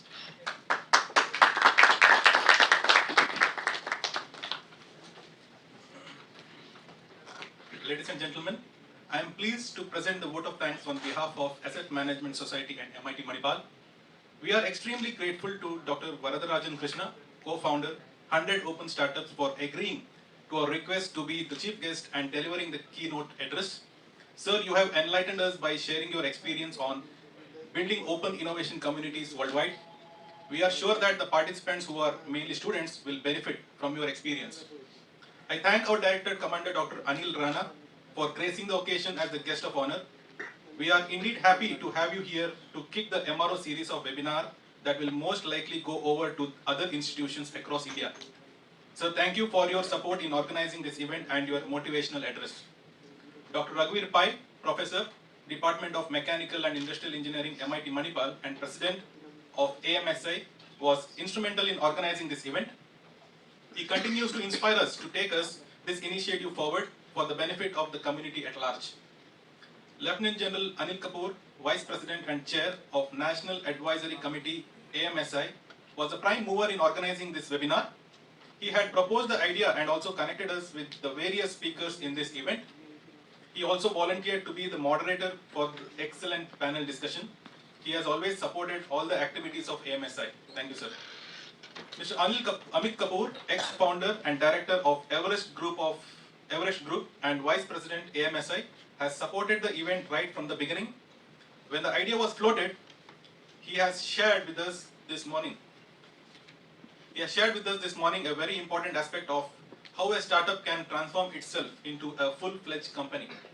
Having experience in setting up one of India's best blower companies to starting his own startup in Manipal, he has given us some valuable thoughts this afternoon. Dr. C. Vittaldas Kamath is a pioneer in the startup ecosystem. He has a PhD in how startups can succeed. In fact, he studied over 450 startups for his PhD and analyzed the reasons for failure of some of the startups. He was CEO at Wipro when he was doing his PhD. Sir, we are very privileged to have you this afternoon and enlighten us with your thoughts and experience. In the panel, we had Dr. Manish Thomas, Dr. Srihari Upadhyaya, Dr. Santosha Rao, and Kalnar Sarthi. All of them gave us a very good picture of the startup ecosystem in the country and how entrepreneurs can take the benefit of various schemes of Government of India for building startups in the country. Thank you, sirs, for agreeing to participate in the panel and sharing your thoughts.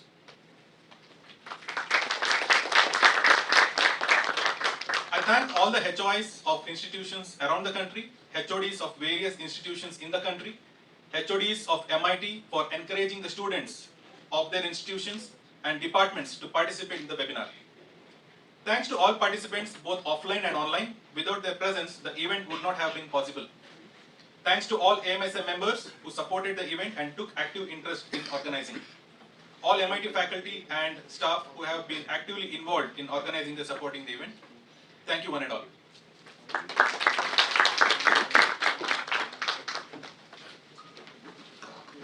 Thank you, panelists, and thank you, sir, for the word of thanks. It's been a great event. We'd love to conclude this session. Thank you. Well done. Anyone has any questions? Good.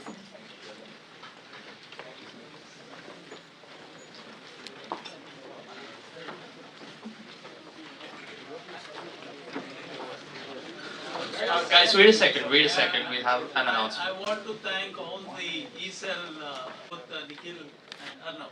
Thank you very much. Thank you.